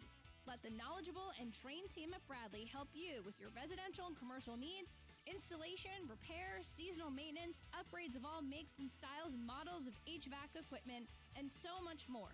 Bradley Heating and Air Conditioning does things right the first time and makes the process smooth, stress-free, and most importantly, keeps you cool. Give them a call at 561-793-7497. That's 561-793-7497 or bradleyair.com. Any need, big or small, trust the amazing team at Bradley Heating and Air Conditioning. The pink smoke is in the air. Inter Miami Soccer is on ESPN 1063. Here's Mike Rizzo.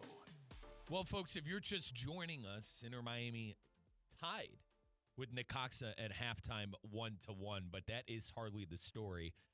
The story is that Lionel Messi exited with injury in the 10th minute.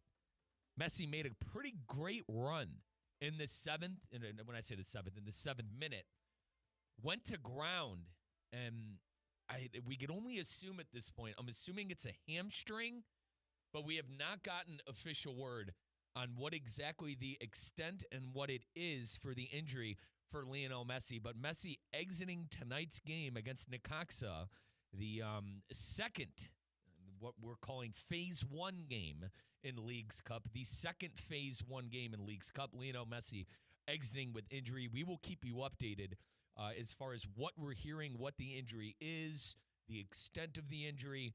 I will do my due diligence here back at the City Place Studios, ESPN 1063, your home of Inter Miami English football. Ken LaVicka also will keep you updated throughout the broadcast as well, what he is hearing. But Lionel Messi exiting with injury in the 10th minute, unable to go. And that is where we stand right now, 1-1 at halftime. Well, we'll get to the highlights in a second. Messi injured. Falcone picked up a red in one of the worst red cards. Folks, I'm trying to, I guess, stay neutral, here. But that was one of the worst red cards I've ever seen in my life handed out in a football match. I urge you, folks, if you have not seen the Maxi Falcone straight red that the referee handed out in this Phase 1, game, I guess that's what we're League's Cup game. One of the worst calls I've ever seen. As you guys can tell, I'm a loss of words. I cannot believe that the referee decided to send off Falcone the way he did. We'll hear that highlight. Talasco Segovia had an amazing goal, a finesse upper right corner. really had proper footwork outside of the box as well, completely fooled the defenders, didn't know where he was going with the ball. Absolute world-class goal by Telesco Segovia in the 12th minute. But Badaloni able to tie things up in the 33rd minute. Let's get you your match facts and match stats here at halftime. Inter Miami, despite being down to 10 men on one of the worst red cards I've ever seen, if I didn't mention it already, 54% in possession. Inter Miami winning the possession battle 54-46. 6 shots on goal for our Herons, 2 on target, 0 big chances, and 0 big chances missed. As far for Necaxa, 7 total shots, 3 on target, 1 big chance for Necaxa. So 1-1 the halftime score. Let's get into the highlights. Let's listen to Lionel Messi exiting the game with injury. Once again, if you're just joining us, Messi exiting with injury in the 10th minute. We will keep you updated on what the injury may be. But here is Messi unable to go further in the 10th minute against Necaxa in the second Phase 1 game in the League's Cup. Messi's night is done. Incredible. So Messi has to come off, and this is about to take over social media as he heads straight to the dressing room. So Lionel Messi departs in the 10th minute. We're assuming hamstring. Nothing official. Once again, I'm not reporting anything on your Inter Miami English radio network. I am assuming it was a hamstring injury from what I saw from the highlight, but Lionel Messi exiting with injury in the 10th minute. All right, let's take a listen to Telesco Segovia's goal. A proper goal. I think world-class. Upper right finesse by Segovia, fooling the defenders. Let's take a listen to the voice of the Herons on the call, Ken Levica. Chips it forward. Here's Rodrigo to Paul, middle channel. He heads it to the left. He has Segovia. Segovia into the penalty arc. Has to drag. Segovia right foot. And he scored! He picked it out upper right. What a shot from Segovia. Took his time. And he aimed it past the keeper and Sain. Segovia, just moments after Messi has to depart with injury, sends Chase Stadium into a frenzy. 1-0, Inter Miami, 11th minute, second straight match with a goal for Telesco Segovia. What a proper strike, proper goal by a proper lad in Telesco Segovia. That's Segovia's second goal in League's Cup.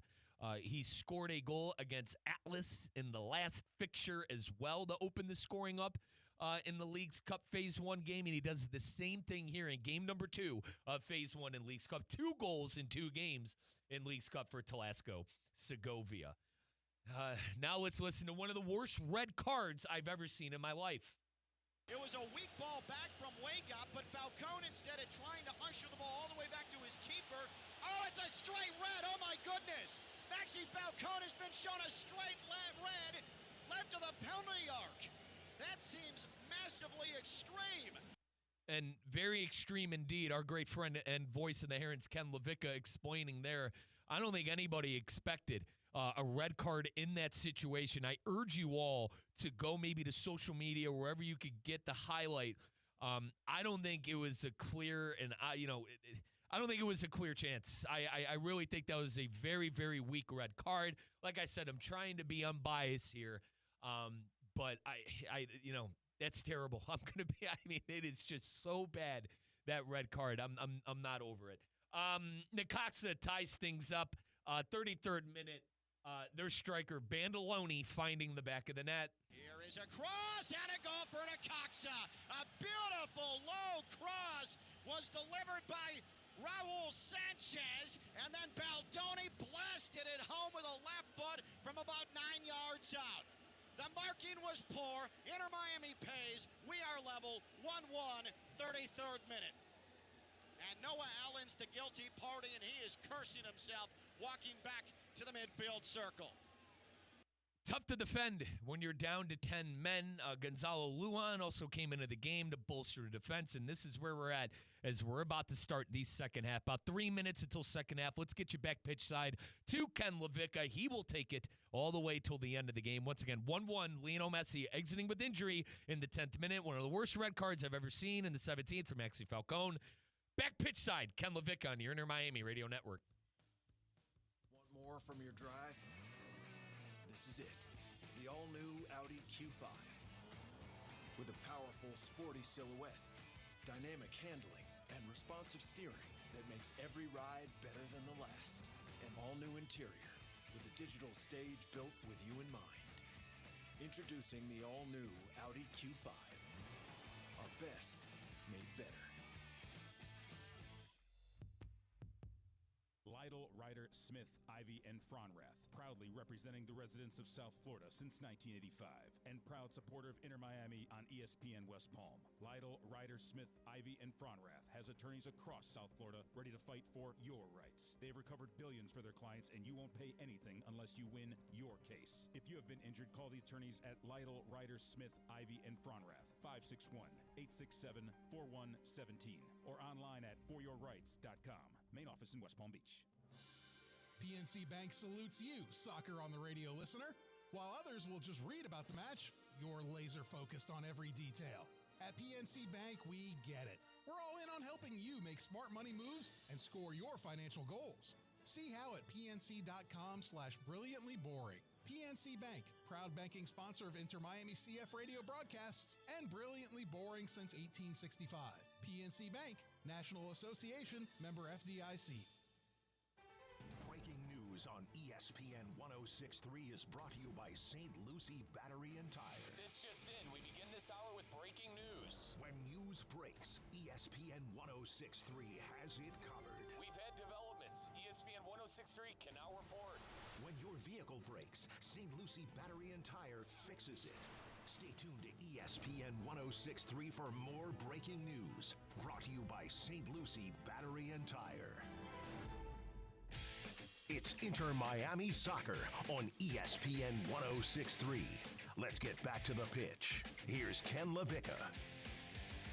And the referee, Daniel Quintero, who has inserted himself prominently in this match, gets us underway to start the second half. 1-1, Inter Miami and Necaxa. And Daniel Quintero ends up stopping the restart so that we can... Oh, my goodness. No, he called a foul behind the play, and now it's Necaxa ball. Just 17 seconds into the second half. What is going on? Ken LaVicka back with you. Chase Stadium in Fort Lauderdale, and a substitution at halftime. Johan Rojas has taken Diego de Buen off the pitch for Necaxa. If you're just joining us, 1-1 Inter Miami and Necaxa. And Inter Miami's down to 10 men, and they have been so since the 20th minute when Maxi Falcone was shown one of the most hideous stray red cards in the history of the sport. And Inter Miami is down to 10 men, and Lionel Messi had to come off with a right leg injury in the 10th minute after making a run towards the box. He was knocked to the ground. No whistle was blown.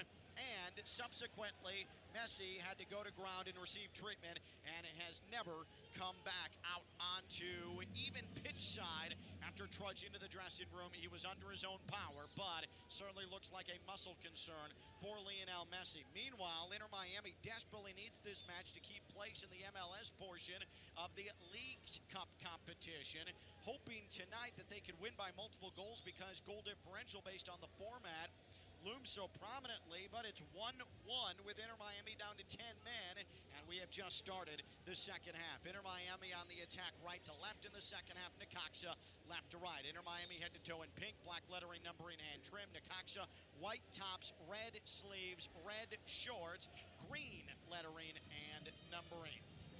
Necaxa in the midfield, a left-footed delivery. Calderon towards the far left touchline, left attacking half. Here's a long ball from 40 yards out. It was knocked down in the box, but the job's not done. And a cross came from left of the area, and it was taken on one hop by Rocco Rios Novo, the Inter Miami goalkeeper. It was a good feed from Rosero, but Balboloni, the goal scorer for Necaxa, unable to get on the end of it, but a bad giveaway by Redondo of Inter Miami. Now a fight in the box as Busquets was able to get a foot on it. Necaxa sending a ton of numbers forward, but now here comes Inter Miami. Redondo, long ball forward, and nobody in particular. At least he got it out of trouble as Necaxa was asking question after question after question. And Necaxa is going to play it all the way back to the keeper, Ezekiel and Sain, and try to play out of the back. Necaxa wastes no time near side, right attacking half. Kevin Rosero. Rosero has started every match so far of the 3 that have been played in the Apertura portion of the Liga MX slate. He scored a goal in those opening 3 matches. Necaxa 1 goal, 1 draw, 1 defeat so far in Apertura 2025 play. Inter Miami, right defensive third. They win a ball in their own area and patiently try to play it out. Lujan wanted to lay it off to Redondo. Didn't have a lot on it on a back heel. And Necaxa is going to gain possession once again. Rosero now into the middle channel. Rodriguez outside the penalty arc. A shot from distance and what a save. Rocco Rios Novo lunging to his left-hand side. Outstretched arm knocked it to the ground along the right end line. Oh, that was a prodigious blast, and Rios Novo equal to the task. Now Rosero with a cross to the back post. That's picked off by Inter Miami, and now Rodrigo de Paul is knocked to the ground on the far side in Inter Miami's right defensive third. Oh, Rojas gave it a ride, the halftime substitute from outside the penalty arc, and Rocco Rios Novo, absolutely phenomenal save. That's as good as it gets. Highlight reel for Rocco Rios Novo, and it may end up being the finest of his professional career. He had to lunge, leap, and range to his left. He had a really good sprawling ground level save against Atlas on Wednesday to push a ball wide, but that was extremely aesthetically pleasing what he did moments ago. DePaul for Inter Miami in the midfield, able to pick out Suarez deep in the attacking midfield, and now Segovia, middle channel, lays it off. Here is Redondo trying to send a ball to the outside, near side. Alba didn't find him, but it was Cambindo for Necaxa who had to play it across the touchline near side, and it'll be a left attacking third throw in Inter Miami, and the Herons immediately retreat for the attacking midfield. Busquets angling right with his dribble, sends a square ball to the opposite side, far side. Federico Redondo, who entered for the injured Lionel Messi in the 10th minute.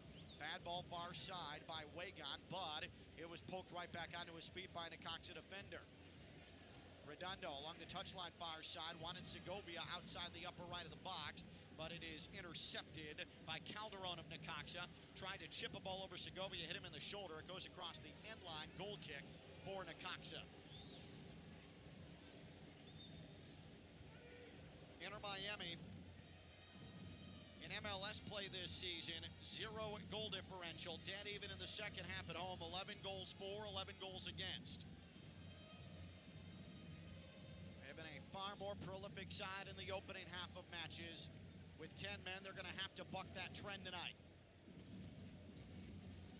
Necaxa takes its time, teetering into the right attacking half.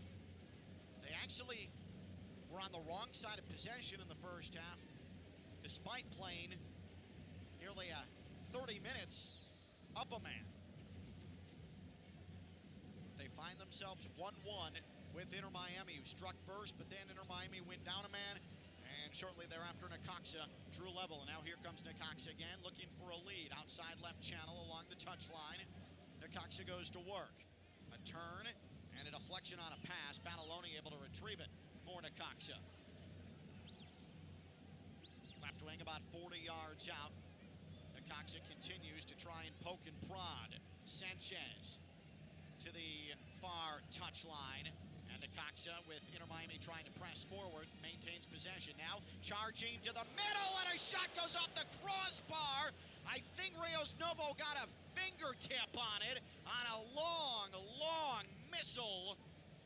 That was Rojas again who gave it a ride from distance. That was about 35 yards away, and he's almost scored twice on absolute golazos. Rios Novo stoned him on a save first time, and then Rios Novo got him again, poking it off the crossbar. Both were on target from between 35 and 40 yards. Man, oh man.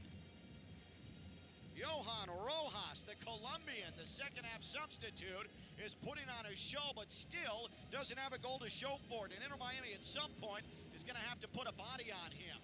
Inter Miami, left attacking half, took a throw in, and then from 42 yards, just wound up with a right foot and blasted the ball across the left end line, and it never even made it inside the area. What was that from Luis Suarez?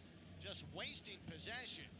and he had room to operate in the attacking half. Inter Miami has a ton of bodies up, getting loose. They've already made 2 substitutions and are down to 10 men.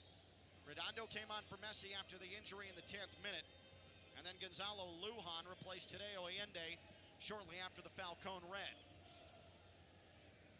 Necaxa has the ball in their defensive midfield. Just behind the center circle is Alexis Pena. Now Necaxa journeys into the right attacking half, near touchline. Cambindo angling left with his dribble to the right wing. Now Rojas 30 yards away. He has a pass that was intercepted along the top of the box, but Necaxa got possession back. And now they're fighting as Weigott fell on the ball, upper left of the box. And he was pushed and fouled is the call. Sanchez and Pallavicino were over there. Weigott was battling like his life depended on it. 1v2 and ended up coming out better for it. Jorge Mas looking on along the Inter Miami touchline. Managing partner of Inter Miami. Not real pleased with what he's seen, and I'm not sure it's the team's performance. I think it's more the referee, Daniel Quintero, who has put Inter Miami in a horrific position. Not only tonight, but for the rest of the League's Cup. Inter Miami, left attacking half. Good ball from DePaul as he chipped a ball from the midfield towards the upper left of the box, but Segovia could not chase it down. Unsain comes off his line, and he's able to scoop it up for Necaxa, and he distributes with an underhand, right-armed bowling maneuver. 54th minute here in Fort Lauderdale Chase Stadium.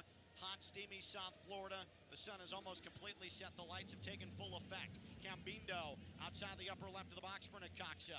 Has it poked away momentarily by Busquets. But Necaxa still has possession in the middle channel. 26 yards out. A ball is lifted along the near right touchline. Rosero right attacking third for red and white clad Necaxa.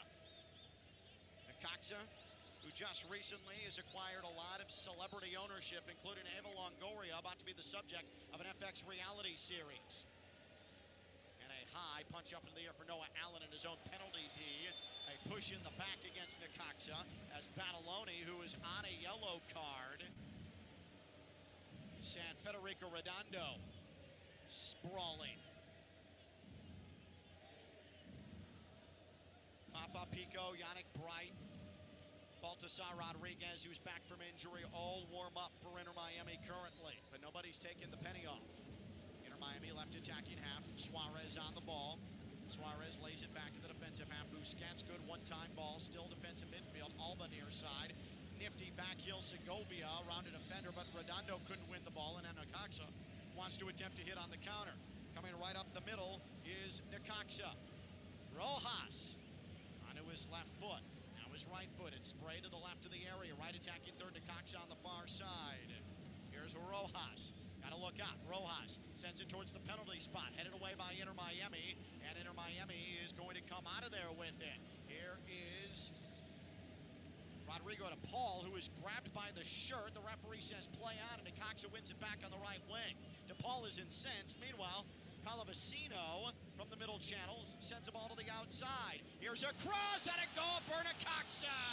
Cambindo on a delivery from left of the box was able to get in front of the defender, redirects it inside the far post. Necaxa has the lead in the 56th minute. It's 2-1. But the flag was up. The flag is up. Inter Miami is saved. Cambindo is ruled offside. That's the least the footballing gods could do. And upon the replay, Cambindo is a full body offside. It was a nifty redirect with a right foot from Cambindo, but he was 2 full steps ahead of the defender, and Rios Novo blasts away a goal kick that almost puts a hole in the chest of Talasco Segovia in the Inter Miami left attacking half. And Rosero knocks it out of play for Necaxa. Inter Miami just to the attacking side of the center stripe with a throw-in. Busquets wanted to give it to Segovia, who is deep in the attacking half, but instead, quick feet from Necaxa, and here they come. Rosero, 40 yards out, wanted to slide a ball through as he was approaching the right attacking third. It is propelled out of play near side across the touchline. Alba throw into Necaxa about 40 yards away near touchline. 1-1, Inter Miami and Necaxa. This building for a moment thought that Necaxa had taken the lead 2-1. 58th minute. And Noah Allen fighting hard for Inter Miami. Getting the start tonight, his first start since being injured in the FIFA Club World Cup, the lost knockout stage to Paris Saint-Germain. Necaxa, right attack in half. Now they enter on a pass ball far side, far touchline into the right attacking third. Rojas steps up from 35 yards out. Now he's going to step to his left, try to feed at the top of the box. Found a teammate initially, but Inter Miami is able to bandy it away. And the Herons hit on the counter. Here's DePaul across the midfield stripe, left attacking half. DePaul runs out of room, and then he is going to be able to win a throw-in far side left attacking half for Inter Miami. Christian Calderon had to come up and make an offensive play. Well done by Rodrigo DePaul. Fafa Pico, Yannick Bright, Ben Kremoski all about to come in for Inter Miami. Off the throw-in, Suarez was just ripped to the ground, and are we going to see a red? Oh, it's a yellow. That could have been a goal-scoring opportunity for, and it is a red! It is a red! It was shown to Calderon, and he gets a red card! A red has been shown! Necaxa's down to 10 men!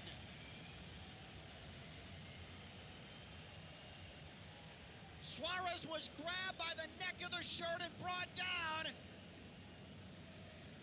It certainly looked like it could have been denied a goal-scoring opportunity. And indeed it was.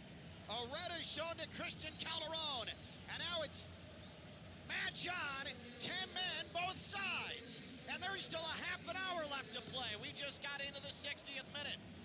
Inter Miami is going to have, from 30 yards out, a free kick with the ball sitting just outside the far right border of the box.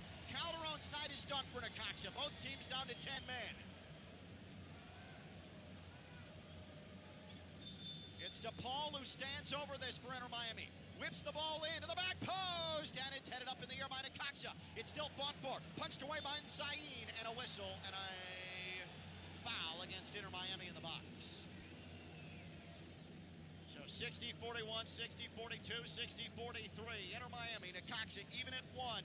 A critical, crucial second match, Leagues Cup. And Javier Mascherano, who is about to substitute Bright, Pico, and Kremoski into the match because things have now equaled at 10 men apiece, decides to have them go warm up again. They were about to make wholesale substitutions and use the rest of his substitutions, but now, with Necaxa down to 10 men, just like Inter Miami, he doesn't have to end up using all of the rest of the bullets in his weapon. So we're on equal footing now, not only on the scoreline, but players on the pitch. 1-1 on the scoreboard, 10 and 10 on the field. Necaxa, right attacking half. And there is a fight for this ball. Noah Allen and Bataloni, and Noah Allen's going to be called. No, Segovia is going to be called for the foul for Inter Miami. Quick restart.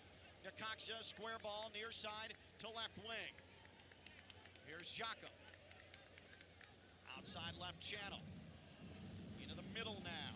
Bataloni, his right-footed shot takes a one-hop on Rios. No, Boney has no problem with that. That's the easiest save he's made in this second half, as he has denied Johan Rojas twice on spectacular saves. That one was right at him. Now Inter Miami trying to play out of the back. Boy, has this been one of the weirder nights you'll ever find. Just a regular summer night in North America. How about it? Inter Miami left attacking half. Look at this run from Rodrigo to Paul, angling left bod. His pass couldn't quite get to Segovia. Broken up by Necaxa, but along the center stripe, it was Redondo back on it for pink-clad Inter Miami. Rodrigo to Paul. Left wing, 40 yards away now. Segovia to Busquets. He faces goal, middle channel. Busquets, the midfielder. Good move around a defender. Plays it to DePaul. DePaul pushed to the ground. The referee says play on. And and Necaxa is going to be able to throw it in, or they're going to have a restart free kick defensive half after a foul was called on Jordi Alba in a scrum. Javier Mascherano wondering what to do next. Probably going to want to send on some attacking prowess, and now the pennies are coming off again. Rodriguez, or make that Kromaski, Bright, and Tomas Aviles. Now the Inter Miami players looking to come in now. 1-1, 63rd minute. Inter Miami and Necaxa. Necaxa just shown red. Christian Calderon. Inter Miami's been down to 10 men since the 20th minute. Necaxa trying to punch a ball into the right attacking third. Noah Allen tracked it well, and he will clear it out of play in the attacking midfield across the far touchline, and that will bring wholesale substitutions here to Inter Miami. Tomas Aviles, Ben Kromaski, Yannick Bright. We'll see who all three of these players are going to replace. So fresh legs coming on in the 64th minute, and what's going to be wide open end line with 10 men apiece. First substitution, Franco Rossano, the 20-year-old, comes in for Necaxa. Off is Raul Sanchez. Meanwhile, we await Inter Miami. Sergio Busquets is off for Yannick Bright. Thinking for Javier Mascherano here is that you need athleticism now with both teams down to 10 men and this being extremely wide open. Sergio Busquets, while world class, certainly not the most athletic of the bunch. Noah Allen is going to make way for Tomas Aviles. Noah Allen just coming back from injury. Last thing you want is for him to overexert himself playing a full 90. And then Ben Kromaski for Inter Miami. Off comes Talasco Segovia, the goal scorer. Segovia has put in a lot of work tonight with his team down to 10 men very early on. Segovia accounting for the goal for Inter Miami. So 3 substitutions, Bright, Kromaski, and Aviles for Inter Miami. As we are into the 65th minute, Inter Miami and Necaxa are at 1-1. Both teams are down a man. Inter Miami since minute 20, and Necaxa about 5, maybe 6 minutes ago. A foul against Inter Miami, Necaxa's right attacking half, and a quick restart for the Liga MX side. Out of Aguas Calientes, nickname Los Rayos, the Lightning. Founded by the head of Puebla Power and Light 101 years ago, hence the nickname. Oh, nearly a giveaway by Insain of Necaxa. DePaul almost picked off a pass on the right wing about 25 yards from goal. If DePaul gets a foot on it, it's huge problems for Necaxa. But now Necaxa in the right attacking half. Far touchline, a pass into the middle. Cambindo, always dangerous. Now into the middle channel, a ball lob towards the penalty yard. Good job by Inter Miami's Lujan to get ahead on it. Now Suarez for Inter Miami, around a defender. Inter Miami had some numbers for a moment. Suarez has to hold up play, and he'll loop a ball back into the defensive midfield center circle after he was about 40 yards out.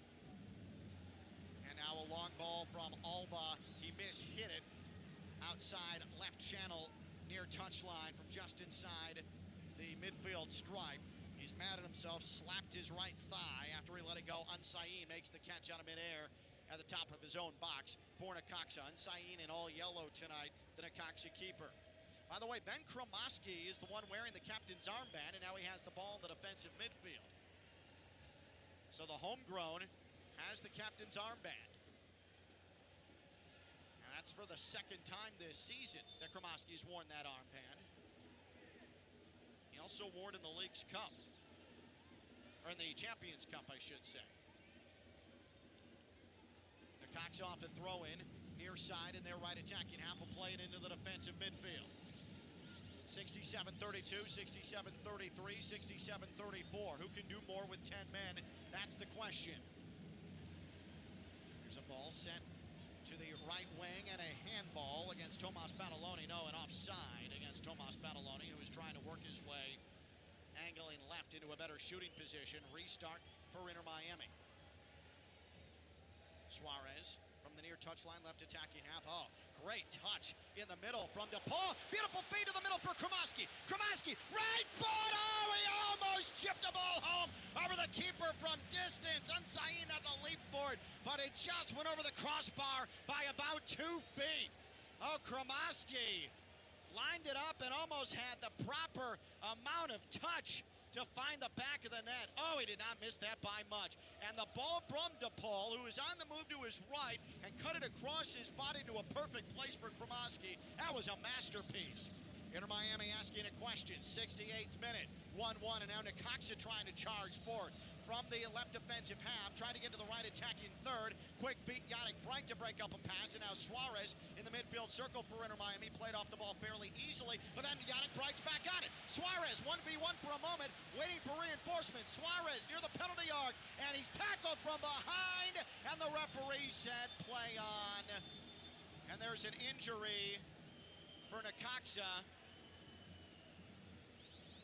The physio comes out. The referee immediately called for the physio. An injured Necaxa player is Suarez. And I believe that's Tomas Jakob went down. Jakob's going to claim that he got hit in the face by Suarez. Suarez was tackled from behind. There was nothing malicious about it. I think that's an inadvertent elbow. Yeah, an inadvertent elbow from Suarez caught Jakob. There was nothing intentional about that at all. This should not get even a second look. 69-45 on this second half clock. Inter Miami 1, Necaxa 1. You're starting to see in this wide open back and forth, Rodrigo DePaul really start to flex his muscle.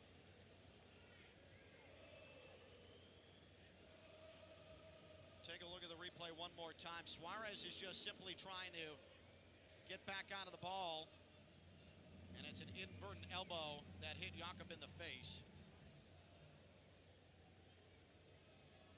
Jakob's going to have to come off momentarily.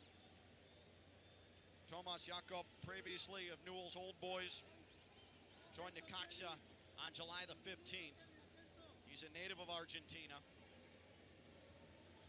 And the referee drops the ball in the box. It's scooped up by Unsain, Necaxa's keeper, and he will punt it away with the right foot high into this South Florida night. And in the right attacking half, it's headed and controlled by Necaxa. A sprint for it on the left wing. Rojas into the middle. Calavicino. He rolls the ball to the outside left channel along the touchline. Good ball inside. Here's a cross, and Lujan wipes it out from outside the 6-yard box and just launches it into the seats about 30 yards away across the far end line. Cambindo, the entire intended target. And now back to work off the throw-in. Right attacking third, Necaxa. Outside left channel, Rojas. Gets around a defender. Rojas still going. Heads back to the far touchline. He's about even with the top of the penalty spot. Lays it off Rosano. Rosano dribbled into 3 Inter Miami defenders, and Inter Miami comes out of there with it. DePaul, far side and near side pass in the right defensive half. Kromaski's going to charge forward. He lays it off to Suarez. Left attacking half. Suarez to Alba. Alba. He is to the left of the center circle and is going to play back into the defensive half. This is where Inter Miami, just not being the most athletic team, can't get out on the counter too well. Yannick Bright in the attacking midfield turns the corner, gives it up along the left touchline near side. Alba back into the left wing. Here's DePaul. DePaul tried to sneak a ball through to Suarez. It got through, and then contact in the penalty arc. And Necaxa is going to get away with another one. And it rolls to Unsain, the keeper. And now Necaxa look out as they charge back. Inter Miami trying to get set defensively. 72nd minute. 1-1 Inter Miami and Necaxa.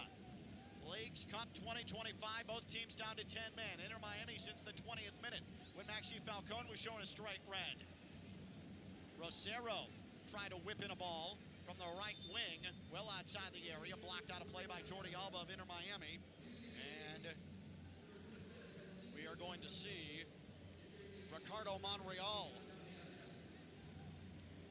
come in for Necaxa. Another substitution for Fernando Gago. And it's Diber Cambindo, who has been a pest all night, whose night is over. Former Pumas man and Osaka man. Osaka now in the Expansion League, Liga MX. Under the Atlas Youth, and we have a hydration break in the 73rd minute. Enter Miami and Necaxa 1-1. Both teams down to 10 men in one of the weirdest, wildest matches that you will ever see. And there's still some drama to come. Assuredly, because that's the way this entire night has gone. Let's look at the Leagues Cup scoreboard. Because Inter Miami came into tonight sitting 7th. Again, the top 4 in both MLS and Liga MX after the first phase are the ones that move on to the quarterfinals. It goes right to the quarterfinals. But it also leaves these teams in a tournament that's supposed to show who's more superior, MLS or Liga MX. It has MLS teams rooting for Liga MX sides and vice versa in this first phase. That seems a little nonsensical, right? In a tournament that's supposed to show who the better league is. But as it stands right now, Inter Miami, 4 points in the table and sitting third with a lot of matches still to come, because Liga MX is putting together a pretty good showing tonight. Though Orlando City able to beat Atlas 3-1. Tigres beat San Diego 2-1 yesterday. LAFC got 2 points with a shootout victory over Pachuca. Toluca beat Montreal, who had a penalties win in their opener 2-1. Mazatlan beat Houston Dynamo 2-0. Columbus took down Puebla 3-1. NYCFC beat Leon 2-0.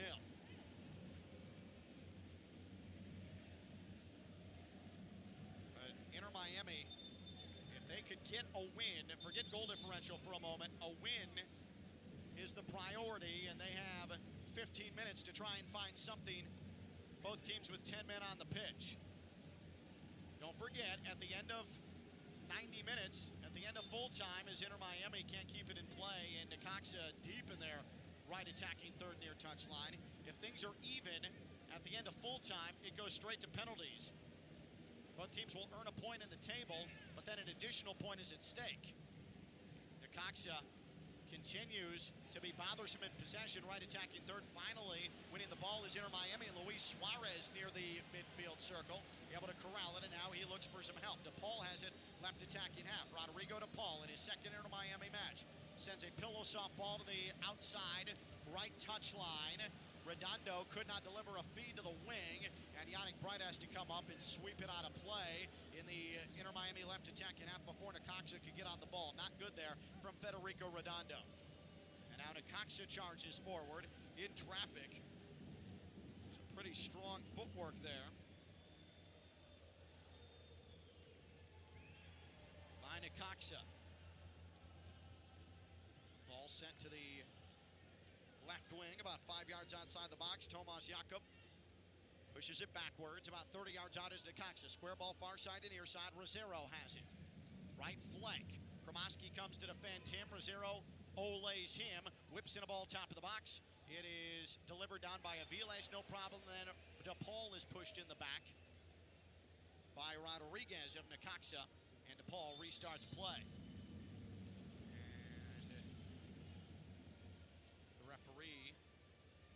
Stopped play once again for a moment. Inter Miami is still going to be in possession.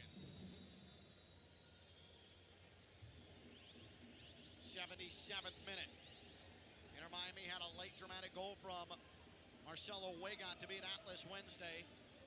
Can they find another hero here tonight and do so without Lionel Messi, who is man of the match with his 2 assists against Atlas, but had to depart this match in the 10th minute with a hamstring problem, or at least a right leg issue. We don't know exactly what it is, precisely what the ailment is yet, but he left after 10 minutes. Necaxa, though, has it in the right, attacking third, and some room to operate, and it's cut down by Redondo. He was able to knife down Rodriguez, and now here comes Inter Miami. Rodrigo to Paul, defensive side to left, defensive third, to Paul from right of the box, and he chunked a shot wide left of goal at the last moment. He could not, after an intensely long run, find a way to put a ball on target, and he is upset with himself as he tries to gain his breath and his legs in the opponent's box. But what a run from DePaul. Showing the speed, showing the agility, showing the world-class ability. Luis Suarez was on his right flank. Suarez was having trouble keeping up with DePaul, and DePaul was not going to send a pass backwards in that moment. Now Necaxa in the center circle. Rojas, the outside left touchline, and a foot race, and it's won by Necaxa. Here's a ball into the left side of the box, and Rodriguez was able to get on the end of it, but Inter Miami wins it back close quarters, and Wagon is pushed in the back and fouled. Left of the box, Wagon goes to ground. And as we get into the 80th minute, it'll be Inter Miami trying to play out of the back. Maxi Falcone shown red for Inter Miami. Christian Calderon shown red for Necaxa. Falcone in the first half, and Necaxa in the second half with Calderon. Inter Miami, right defensive half. DePaul flanked by two defenders. Great ball to the outside, left attacking half. On it is Redondo. Redondo back to DePaul. DePaul tripped, and now there's a fight for the ball, and Redondo has it on the outside right flank. Now DePaul whips it across. Jordi Alba! It was point blank. He got a left foot on it, but it was right at the keeper on Sain. Alba tried to direct it, and Unsain was right there, the only place that Alba could have put it where the keeper was, and Unsain with the save. Oh my goodness. What a pass from DePaul. And nobody was marking Alba. Now Necaxa is able to get itself into the right attacking half. Surging forward. A pass from the middle channel to the right wing. Laid off Rosero. He is just an Energizer bunny. Sent to Monreal.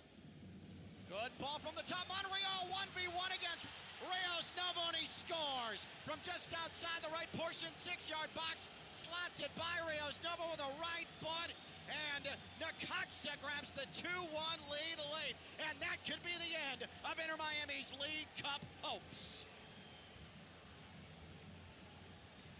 League's Cup dreams might be dead after match number 2 for Inter Miami. Necaxa up 2-1. Ricardo Monreal with the go-ahead goal in the 81st minute.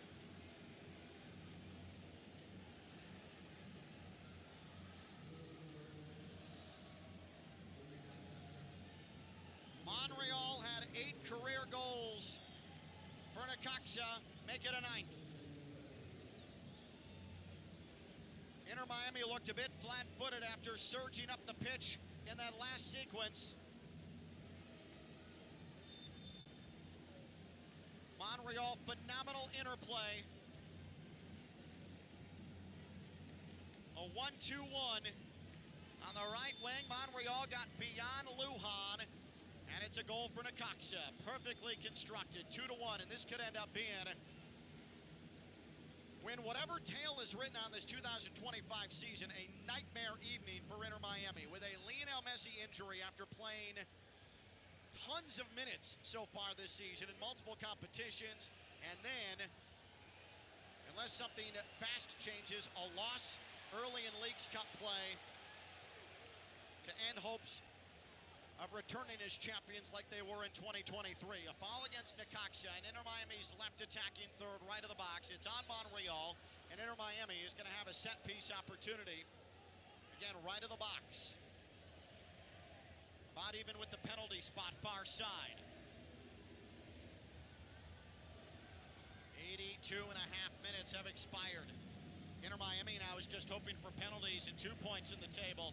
Very unlikely they're going to get all 3, which means there's a lot that's going to happen Wednesday in Inter Miami's favor with Pumas coming in. DePaul stands over the ball about 4 yards outside, make it 5 yards outside the right portion of the box.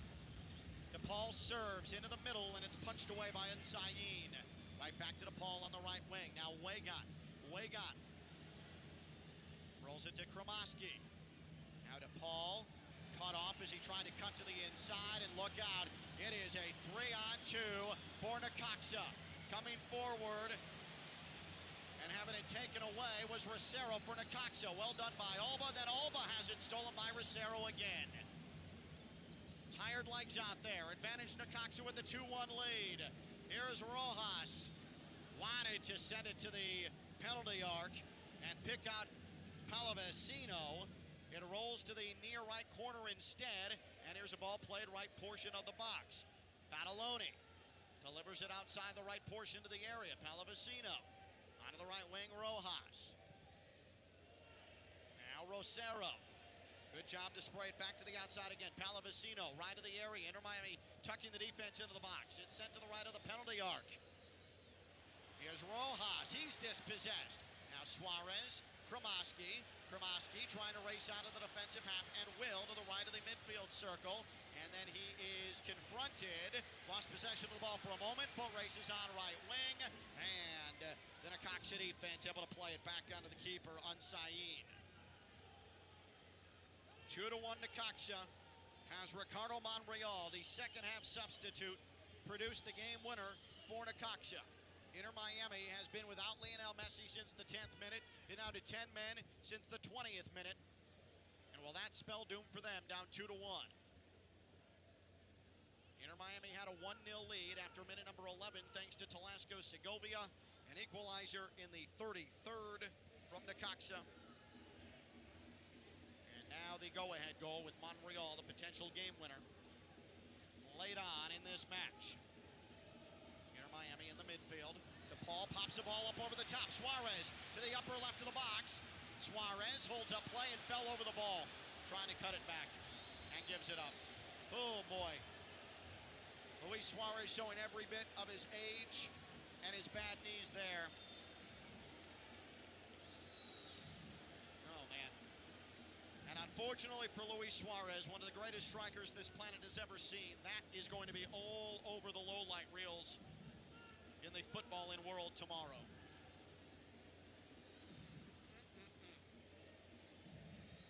2-1 Necaxa in the 86th minute.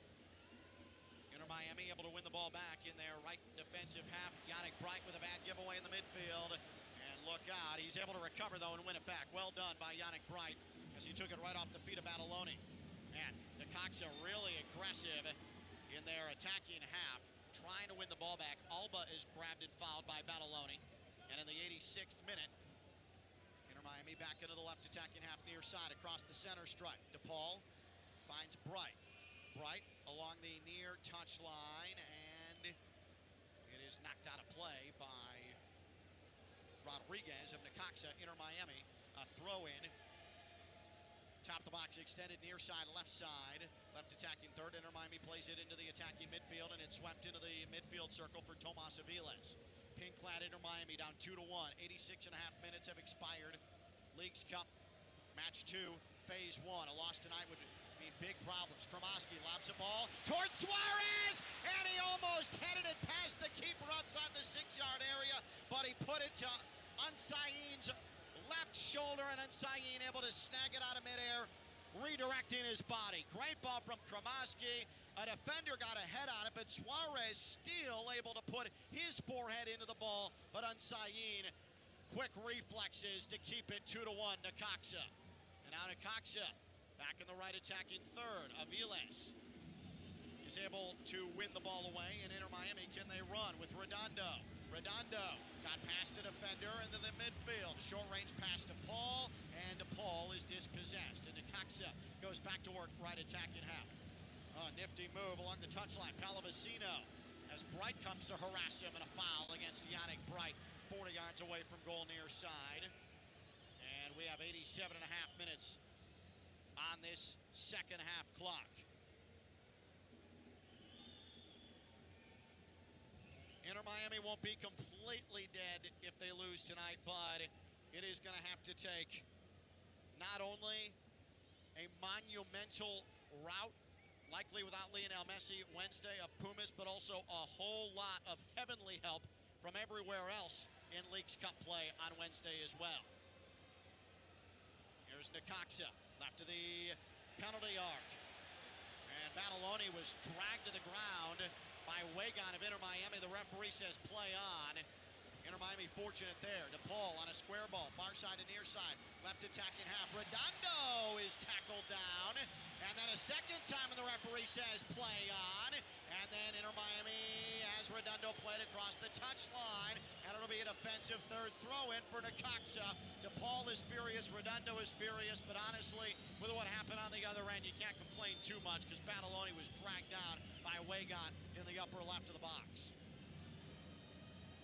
Call a spade as we welcome you to the 89th minute here in Fort Lauderdale Chase Stadium. And Necaxa is going to burn a substitution. While that happens, let's take 10 seconds. 10 seconds for stations to identify themselves. It's Inter Miami football. Anajar and Levine. Call 1-800-747-FREE. That's 1-800-747-3733. ESPN 1063. WESP Jupiter, a Good Karma Brands radio station. Ken Levica with you, Chase Stadium, Fort Lauderdale, Florida, and it is a bleak evening in these parts. Necaxa 2, Inter Miami 1 in the second match of the 2025 Leagues Cup for both sides. Lionel Messi left with injury in the 10th minute. Inter Miami's been down to 10 men since the 20th minute. Both teams now at 10 men, but Inter Miami allowed the go-ahead goal past 80 minutes. And Inter Miami unable to get on the end of the ball, and look out, a counter opportunity now. Rojas coming right up the middle channel. Right attacking half, now right attacking third. Rojas surveys his options, gives it up, and a shot from the right side of the box, and a save, Rios Novo on Rosero. Beautifully done by Rios Novo. Rosero tried to go 5-hole. Rios Novo, I think, took it in the groin. He does not feel good right now, and Inter Miami sprints to the left attacking half, down 2-1. Here is Suarez for Inter Miami. On the right wing, his shirt was grabbed, and the referee, did he blow his whistle? The answer is yes. Inter Miami's going to have a free kick. About even with the right border of the box, 35 yards away, left attacking third. A powerful shot from Rosero of Necaxa right into the midsection of Rios Novo, who stood his ground. We have 6 added minutes, 6 minutes of extra time presented by your local South Florida Audi dealers. Test drive the Q5 today at your local South Florida Audi dealers or visit AudiUSA.com. Rodrigo to Paul. This is more like 40 yards away, maybe just shy of it. And he sends it into the middle. It's headed. Goal! Goal! Jordi Alba! We are level! Inter Miami draws level! 90+1! Alba draws us even 2-2! DePaul, the free kick assist! Jordi Alba leaping high into the air! Sends it upper left! Jordi Alba sensational for Inter Miami!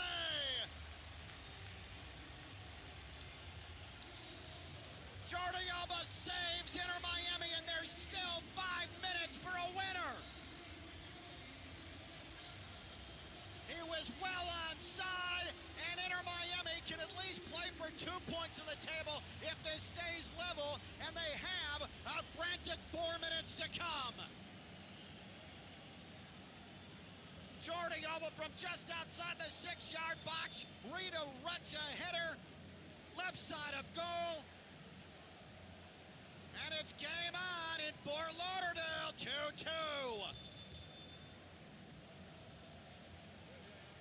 Necaxa restarts play, right attacking half. Inter Miami, though, needs to make sure that they shut down any Necaxa opportunities. Jordi Alba fighting for a ball in the right attacking third, and he wins it back. Redondo lays it off to Lujan. Inter Miami trying to play out of the back. Lujan gives a Redondo, right defensive half, And Suarez sends it to Alba. Now Rodrigo to Paul for Inter Miami left defensive half. He wanted to try and send the ball across the pitch, far side of Kromaski, but Kromaski was never going to get there. I think that was mishit by DePaul, and Necaxa trying to play out of their left defensive half. Rodrigo DePaul is just motoring everywhere right now, gliding like a gazelle to try and pressure the ball, and he forces the keeper, Unsain, to hit it out of play along the near touchline. Rodrigo DePaul, an absolute mutant, sprinting everywhere for Inter Miami. Alba, near side throw in, left attacking half. 2-2 Inter Miami and Necaxa in the 93rd minute. It's thrown to Yannick Bright. Bright trying to shield two defenders. Got it to Suarez. Suarez a nutmeg. Left of the box, Suarez. Here's Suarez. Trying to get it left of the 6-yard box, and then he lost possession of it. It was tackled away. Oh, that was exciting for a moment. He did a lot of work, but could not put himself in a scoring position. And now look out. Here's Necaxa. Good job, Tomas Avilas, to get it away from Badaloni, but the ball falls to the middle channel, Necaxa. Oh, it's played to Monreal. His shot's blocked away by Inter Miami. Oh, my goodness. And now another shot from distance from right of the penalty arc. And Rios Novo able to sprawl to the ground to make the save on Rojas. 94th minute. 4 minutes through an additional 6. 2-2 Inter Miami Necaxa. Kromaski left attacking third. Has it near touchline. Kromaski holds up play. Sends it upper left of the box. Suarez. Suarez had it poked away. It's across the end line. Corner Inter Miami. Near side to far side. Corner brought to you by Lotto Ryder Smith, Ivy, and Fronrath, representing injured people and their families for more than 35 years. Visit foryourrights.com. Jordi Alba is telling his teammates, let's go, let's fight. Strolling over for Inter Miami is Rodrigo DePaul. Near side to far side, in swinging corner coming for DePaul of Inter Miami. 2-2. After the Jordi Alba header goal off a DePaul assist on a free kick. DePaul delivers the corner. It's whipped in. It's in a dangerous area. And here's Alba. Shot from distance. Oh, just wide of the near post. He almost curled it with a right foot. Oh, my. Did it take a deflection? It did. It did. It's a corner again near side to far side. Brought to you by Lotto Riders, Smith, Ivy, and Fronrath. 95th minute. 40 seconds left in full time before penalties. Or can Inter Miami win it? Rodrigo DePaul again. Here's his corner to the middle again. And this time Necaxa is going to clear. And is Necaxa going to try and run? Here's Rojas right up the middle. Into the right attacking half he comes. He has an option on the left side. In the 95th minute. Oh, what a slide tackle. Yannick Bright before the Necaxa Badaloni striker got into the area. It's going to be a throw-in for Necaxa, but Yannick Bright, an incredible slide tackle. We're likely headed to penalties here. There is the final whistle. Penalties coming up between Inter Miami and Necaxa. Inter Miami on a night where the referee, Daniel Quintero, is trying to rob them multiple times, has found a way to fight back after conceding late. They find an equalizer with Jordi Alba, and they can keep League's Cup hopes alive with 2 points out of the evening. They didn't get their 3, but they'll try and get an additional point to the one they've earned by having things level 2-2 after a full 90. Let's go ahead and catch our breath, and we'll have penalties for you after this. 2-2 after full time, Inter Miami and Necaxa. This is Inter Miami football. Kaiser University's flagship campus. The 100-acre residential campus at 2600 North Military Trail in West Palm Beach extends Kaiser University's educational offerings to over 100 degrees. Kaiser University also has an athletic program with 26 national championships, including back-to-back-to-back lacrosse titles, and they just won their first ever national championship for men's tennis. Visit KUSeahawks.com for the latest on the championship flagship campus of Kaiser University. The weather is heating up and summer is here. Stay cool with EDS air conditioning. Right now, qualified customers can take advantage of 0% interest for 60 months on a brand new AC. Hot streaks belong in sports, not in your home. With over 800 Google reviews and a 4.8 star rating, EDS is the name you can trust since 2006. Visit EDSIsYes.com today. Game day comfort starts now. Don't sweat the small stuff. Lytle, Ryder, Smith, Ivy, and Fronrath, proudly representing the residents of South Florida since 1985, and proud supporter of Inter Miami on ESPN West Palm. Lytle, Ryder, Smith, Ivy, and Fronrath has attorneys across South Florida ready to fight for your rights. They've recovered billions for their clients, and you won't pay anything unless you win your case. If you have been injured, call the attorneys at Lytle, Ryder, Smith, Ivy, and Fronrath, 561-867-4117, or online at foryourrights.com. Main office in West Palm Beach. Calling all Marlins fans. Summer's still in swing, and the Fish are ready to make waves at Lone Depot Park. Get ready for 2 hot matchups at the ballpark, starting with the Yankees August 1st through 3rd, followed by the Astros August 4th through 6th. Off the field, enjoy fan favorite deals like 4 for $44. Presented by Pepsi. $1 kids tickets and more. From big games to big savings, there's something for everyone. Don't miss the action. Grab your tickets today at marlins.com/tickets. It's Inter Miami Soccer on ESPN 106.3. Let's get back to the pitch. Here's Ken LaVicka. 2-2 after full time in what has been a wild and insane and almost downright psychotic second match of the League's Cup first phase. Inter Miami and Necaxa 2-2 after a full 90 that saw Jordi Alba score an equalizer 90+1 to force penalties. Whoever wins penalties gets an additional point in the table. Both sides already have one.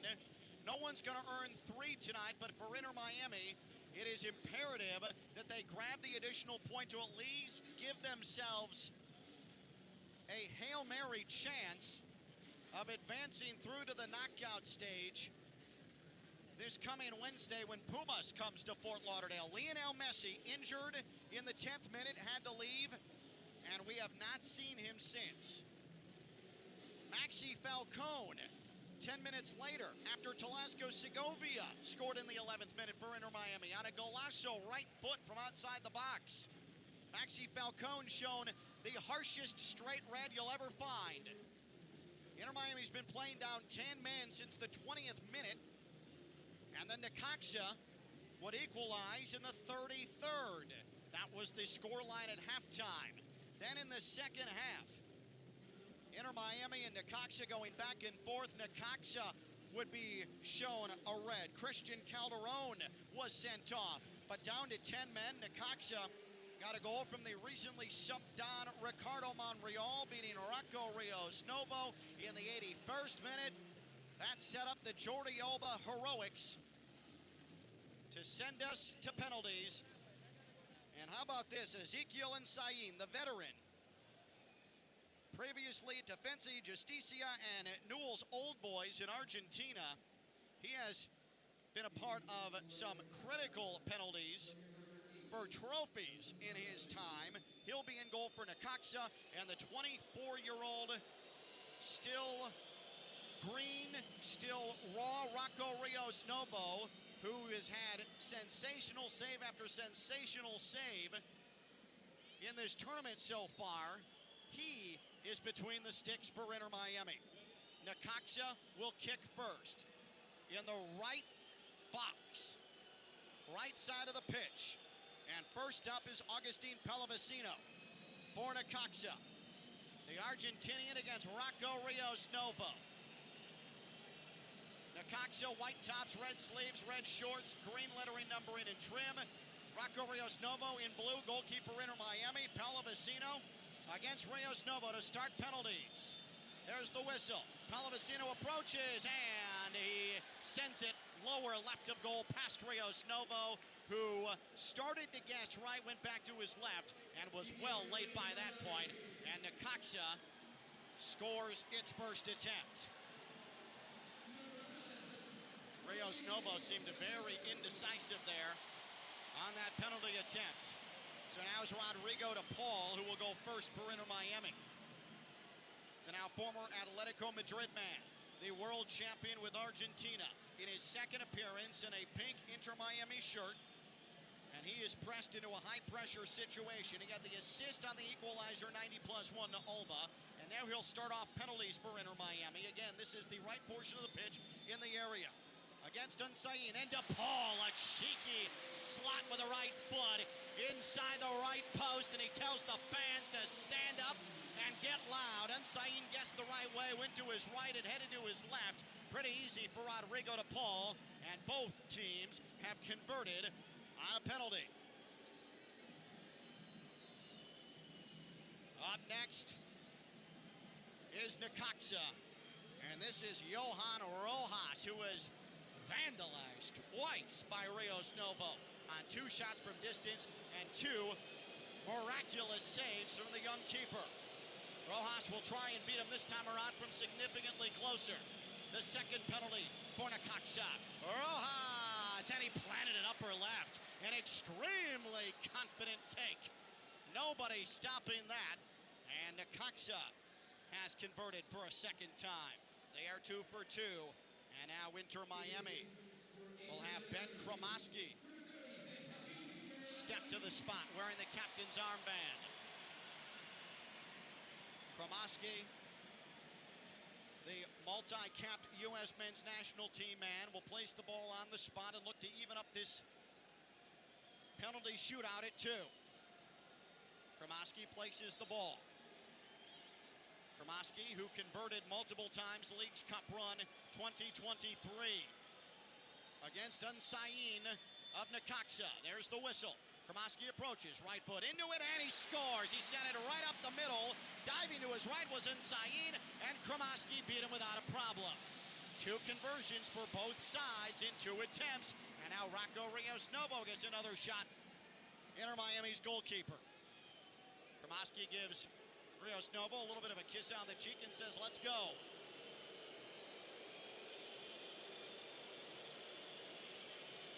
Necaxa has Tomas Ballaloni,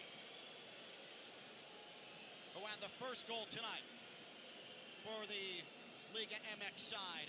Up next, 2-2 in penalties, Inter Miami and Necaxa. The winner will come out with 2 points in the League's Cup table tonight. Ballaloni, the Argentinian, steps up with his left foot. Ballaloni, save! Rios Novo down to his left and swiped it away. Rocco Rios Novo gives Inter Miami the advantage and a chance to go ahead with Jordi Alba stepping to the spot. Rocco Rios Novo guessed correctly and with his left hand pushed it away from the goal line. Jordi Alba grabs the ball from his keeper, Rios Novo, tosses the ball multiple times in his right hand. Pitch black sky here, nighttime in South Florida. Everybody standing here tonight at Chase Stadium in Fort Lauderdale. Alba, the lefty, approaches the ball to give Inter Miami the advantage, and he does! He put it off the right post and in, past the keeper. And Alba pointing and talking to the fans behind the goal. Inter Miami 3, Necaxa 2 in the penalties. And now Necaxa, a pivotal turn from the spot. 3-2 Inter Miami in penalties. And we head to the top of the 4th session in penalties. Necaxa has Ricardo Monreal. Scored the second goal for Necaxa to the pitch. And now we have Sergio Busquets running up. There's a confrontation along the touchline. What happened here? It looks like an assistant coach is getting into it with Sergio Busquets. So now the confrontation has been sorted out. Oh, it was Jordi Alba who was talking, and I think that Alba talking to the keeper did not sit well. I thought he was talking to the fans. He was talking to the keeper apparently. Didn't sit well with the Necaxa touchline, and an assistant coach confronted him, and Sergio Busquets, standing up for his former Barca mate, ended up stopping over to try and confront the assistant coach. Meanwhile, Now we get set for Necaxa's penalty with Inter Miami up 3-2 in the shootout. It's top of the fourth session. Ricardo Monreal against Rocco Rios Novo of Inter Miami. Monreal approaches the ball, right foot, and he scored. Upper middle. As Segovia dove to his left, but Monreal plants it, and that will bring Federico Redondo to the spot. This isn't exactly his forte, Redondo. Penalties. But if he converts, Inter Miami is one Rocco Rios Novo save away from gaining the additional point and salvaging something from the evening. All of this taking place right portion of the pitch. On the penalty spot, Federico Redondo substituted in the 10th minute for Lionel Messi. And now he has a critical bottom of the fourth session penalty on the way. Redondo faces Ezekiel Nsayin, the Necaxa keeper. Whistle blows. Redondo steps to the ball and scored! He had the keeper off balance. Nsayin went left, the ball went right. Redondo sends Inter Miami closer to another penalties win. And now Rocco Rios Novo is one stop away from ending the evening in celebration for Inter Miami. And it's going to be the keeper, Ezekiel Nsayin, who gets the fifth kick for Necaxa. How about this for drama? How do you not love this sport? Shades of 2023 Leagues Cup in the final when Drake Callender, the keeper, picked up the win over Nashville, stoning the keeper. Nsayin to keep Necaxa alive, approaches, and he scores. He blasted it inside the right post. And now it is all up to Luis Suarez. If Suarez converts against Nsayin, Inter Miami wins tonight, and the crowd buzzes in anticipation as Suarez strolls to the spot. Rios Novo hands the ball to his striker, Luis Suarez, who has had so many high-profile issues scoring this season. How refreshing it would be for him to see the ball go into the back of the net and deliver a win for Inter Miami. Can Luis Suarez win it from the spot in penalties? There's the whistle. He stands in the penalty arc. He approaches the ball. Right foot, Suarez, and he put it off the crossbar and in! Luis Suarez hit the bar. It went across the goal line. Inter Miami picks up the win in penalties over Necaxa. 5-4. Jordi Alba, the equalizer, 90+1. And Luis Suarez caps off a perfect penalty session for the home side. And Inter Miami, a desperately needed point in the table to keep their Leagues Cup hopes alive going into Wednesday against Pumas. Your final scoreline tonight in Fort Lauderdale, 2-2 after full time, and Inter Miami wins in penalties 5-4. The man of the match will be Rodrigo de Paul for Inter Miami, who was an absolute force late in the second half. Had the assist on the Jordi Alba equalizer. Rodrigo de Paul, the man of the match for Inter Miami, and only his second appearance for Los Heranitos. 2-2 in full time. 5-4. Inter Miami beats Necaxa in penalties in yet another Inter Miami Leagues Cup Classic. Everybody in the center circle certainly much more congenial than it was moments ago when there was a confrontation on the touchline. Certainly more congenial than it was when there was some pushing and shoving after Inter Miami's late victory over Atlas on Wednesday night. And Inter Miami is going to have to win, and win by a bunch, Wednesday against Pumas, and likely without Lionel Messi, who left tonight's match in only the 10th minute with a right leg injury. But Inter Miami showed resolve. Inter Miami showed grit. Inter Miami showed belief. And Inter Miami showed toughness on this Saturday night in South Florida. Inter Miami walks towards the left box salutes the fans. This place was a morgue for quite some time tonight after the Messi injury and after Maxi Falcone was sent off in the 20th minute. Inter Miami down to 10 men for over 70 minutes in this match.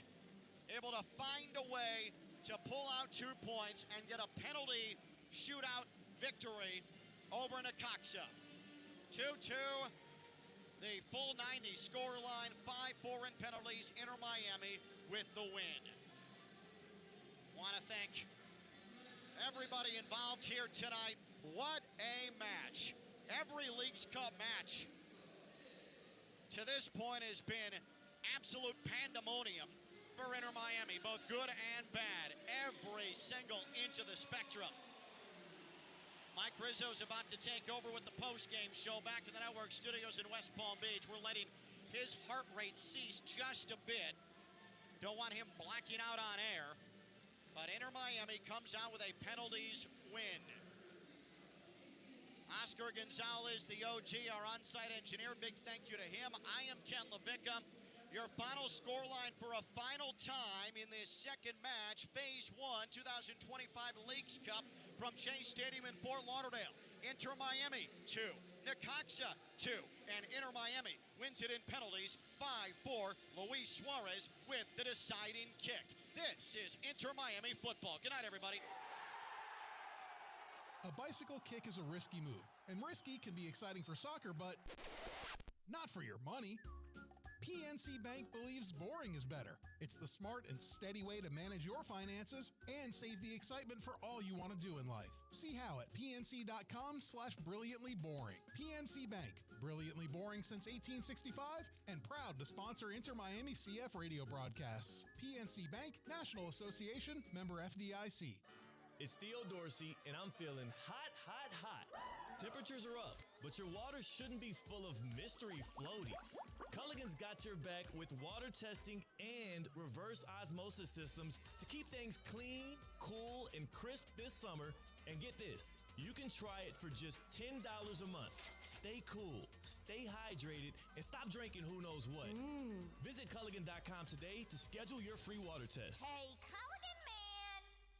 Business owners, are your employees driving you nuts? Is money tight? Or have you just poured your heart and soul into your business and now it's time to retire and just relax? At Transworld Business Advisors, they have buyers from all over the world ready to buy your business now. Call for a confidential conversation about your business's current value. 561-203-5121. That's 561-203-5121 or visit tworld.com today. Calling all sports fans, grab your MVP card and head to Duffy's where you can catch all of the action. Not an MVP? Sign up for free and start earning rewards today.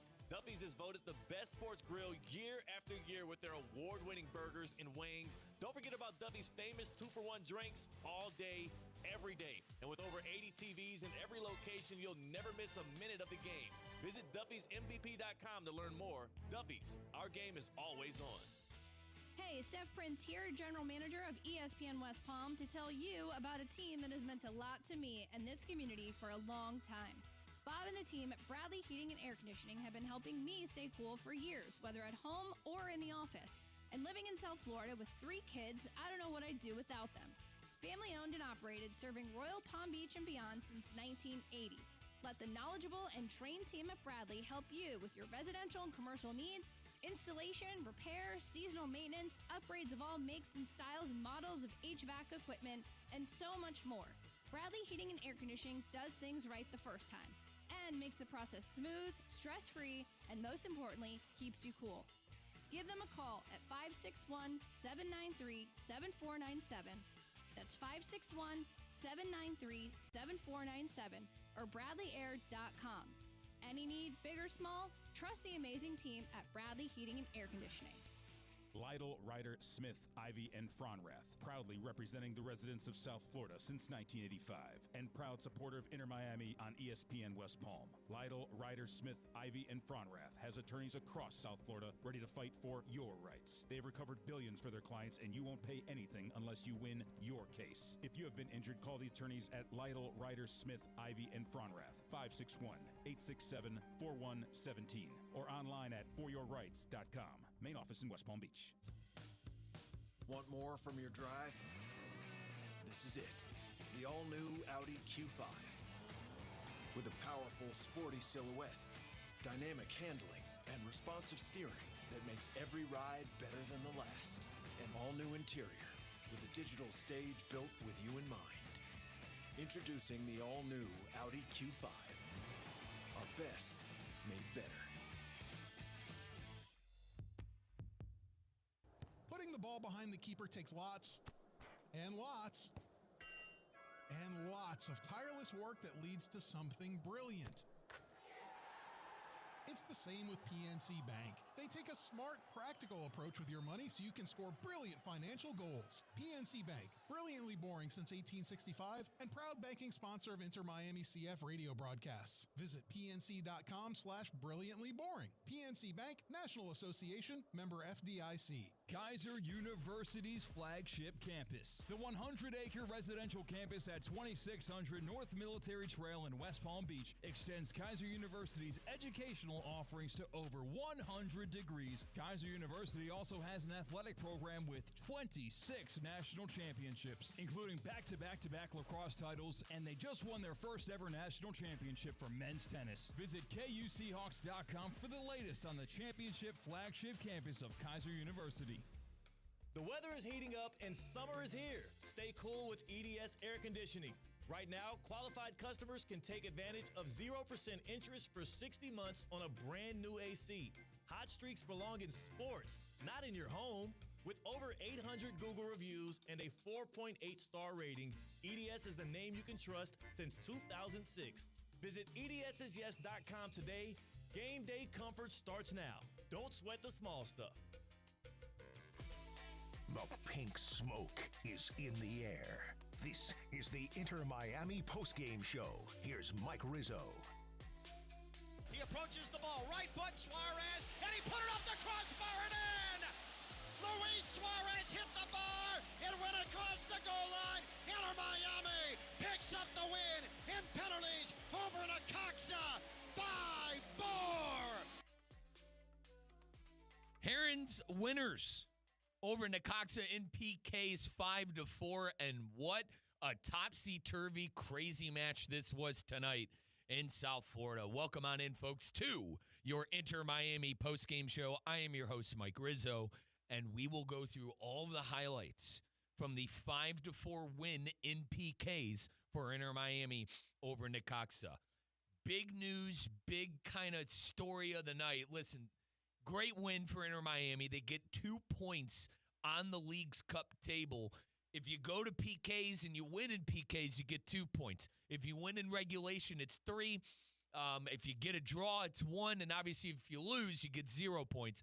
But Inter Miami getting 2 points on the League's Cup MLS side table and really putting themselves in a good position to possibly move on to the knockout round. The knockout round will be coming up here pretty shortly. August 19th through the 20th, the quarterfinal knockout round will start. So Inter Miami will have one more League Cup fixture. They will play 3 total before the knockout stage is ready to roll. So Inter Miami with a big result, and in a night where it looked a little gloomy, it looked like Inter Miami was probably not going to get any points. I mean, in the 90+1, Jordi Alba tied the game with 5 minutes of extra time presented by your local South Florida Audi dealer in this game. And Jordi Alba scoring in the first minute of extra time to tie it up and take things into PKs. But let's get right into those highlights here on your Inter Miami postgame show, powered by your local South Florida Audi dealer. Visit AudiUSA.com to learn more.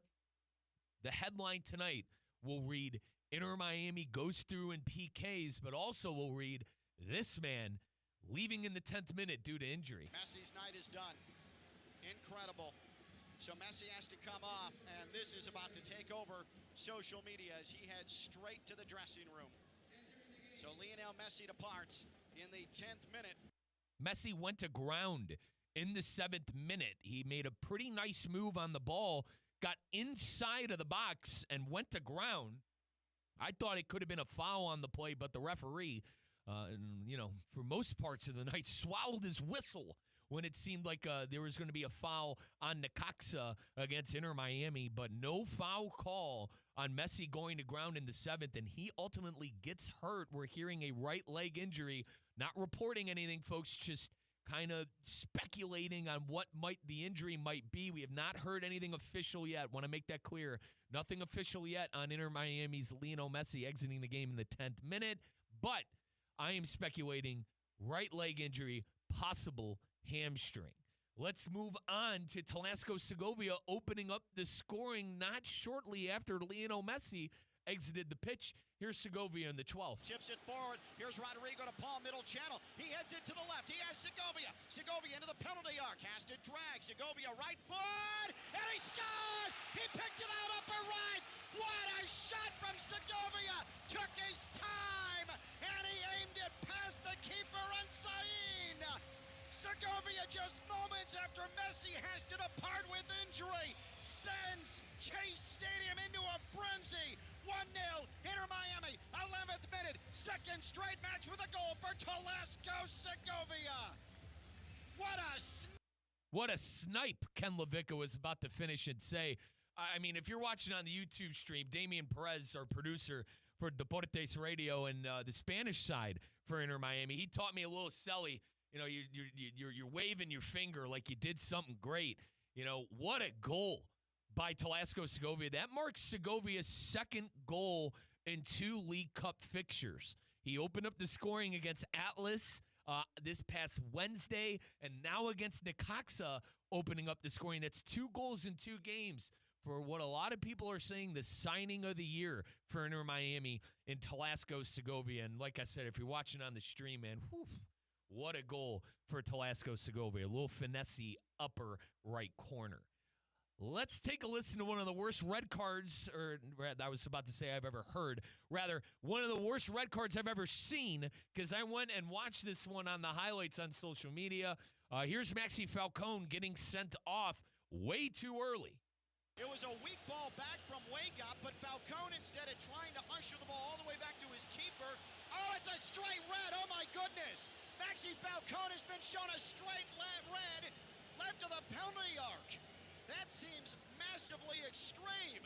Very extreme, and Ken and I both in agreement after talking to him at halftime and after the game. A very, very overreacted call in our opinions. One of the worst I've seen. I even told, our producer here again on the Spanish side, I was talking to Damien too. That was one of the worst calls I've seen this calendar year.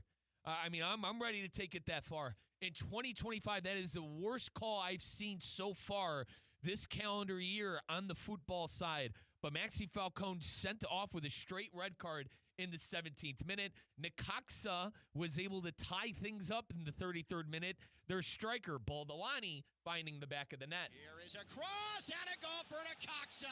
A beautiful low cross was delivered by Raul Sanchez, and then Baldoni blasted it home with a left foot from about 9 yards out.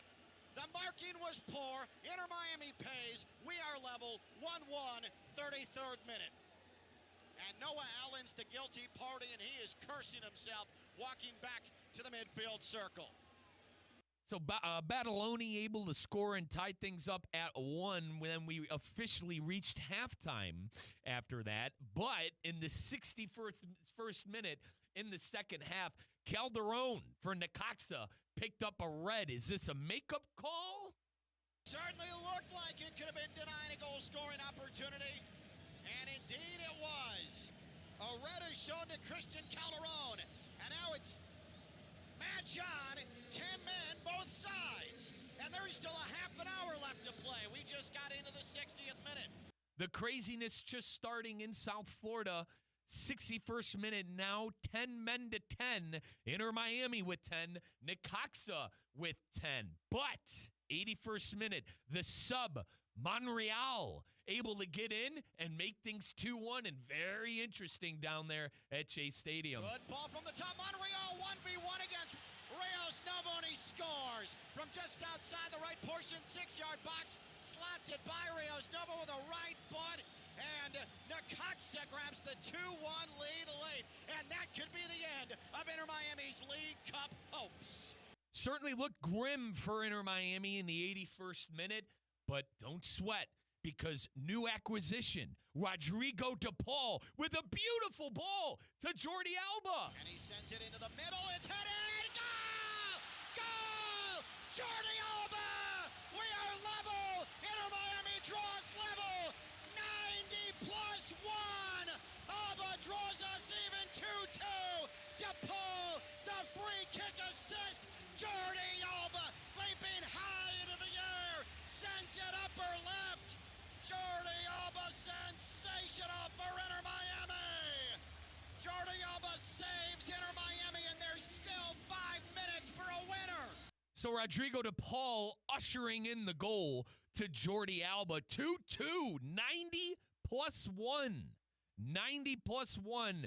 De Paul and Alba to the rescue. So 2-2, that's how full time would go. We go into PKs, penalty kicks, and remember, folks, you get 2 points. If you win in penalty kicks, you get 2 points on that League's Cup table.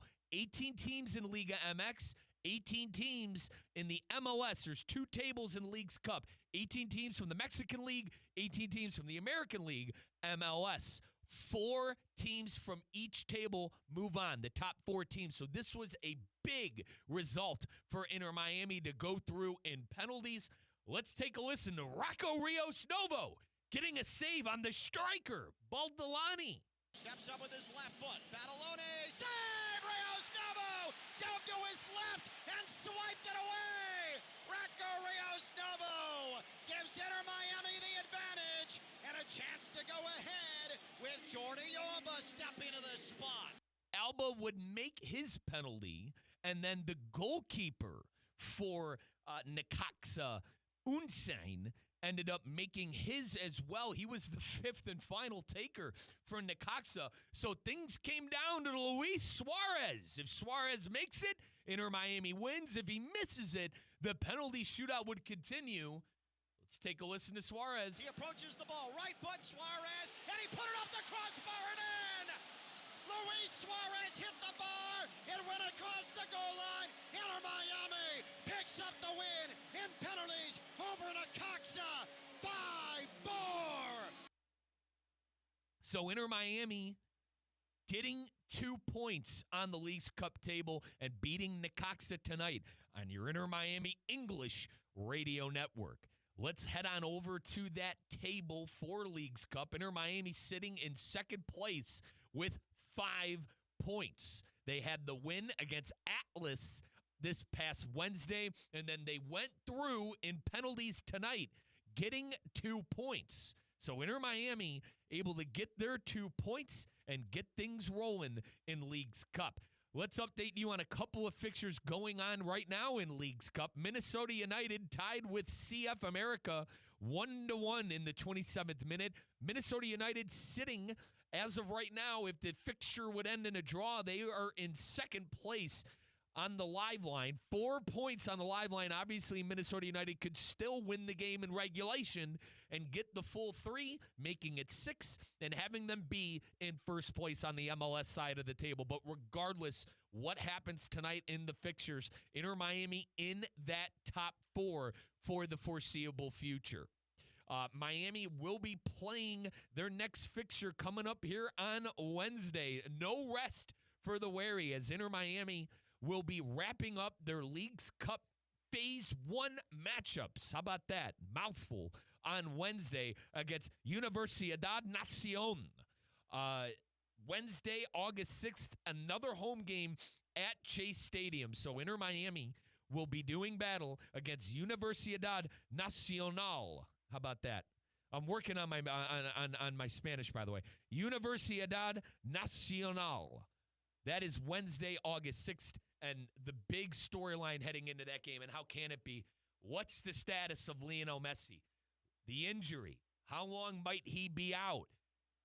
Javier Mascherano has played him 24 times this year, 80 minutes or more. A lot of people on the gaffer for playing Messi as much as he has. Once again, Mascherano has played Messi 80 or more 24 times this year. So a lot of people very hard on the gaffer right now for how much he's been playing him, how much playing time he's been getting. But listen, I think Messi wants to play in the games. I'm going to defend Mascherano here. I think Messi wants to play. And I think what the great one says goes. If he's good enough to play, you've heard Mascherano say it before. If he's good enough to play and he says he's good to go, I'm going to play him. I don't blame the gaffer that he's been playing all these fixtures. He needs to. He needs to be playing in these games for Inter Miami to be at peak strength and to possibly win. But Inter Miami will wrap up their Phase 1 Leagues Cup games August 6th. We will start the pregame show with myself, Mike Rizzo, coming up at 7 o'clock. We will talk to you guys then. This has been the Inter Miami postgame show brought to you by Audi. Folks, do you want more from your drive? This is it. The all-new Audi Q5 with a powerful sporty silhouette, dynamic handling, and responsive steering that makes every ride better than the last. An all-new interior with a digital stage with you in mind. Introducing the all-new Audi Q5, our best, made better. Test drive the all-new 2025 Audi Q5 at your local South Florida Audi dealer today, or visit AudiOffers.com to learn more. AudiOffers.com to learn more. Inter Miami going through on PKs, 5-4, 2 points on the table. No matter what happens tonight, they will be one of the top 4 teams as we head into Wednesday. A lot of stuff still needs to shake out. A lot of fixtures still need to play over this weekend. But Inter Miami, 5 points and in great position to be one of the top 4 teams to advance to the quarterfinals. Once again, 4 teams from the MLS side, 4 teams from the Liga MX side. Mike Rizzo, Ken LaVicka, the OG, Oscar Gonzalez, on-site producer, our content director, Brian Rowitz, our general manager, Stephanie Prince. A lot of thank yous to go to, by the way, thanking myself, how apropos. But appreciate everyone who is involved on the broadcast tonight. As I've mentioned, we will be back at 7 o'clock coming up this Wednesday with the pregame show on your Inter Miami Radio Network. Breaking news on ESPN 1.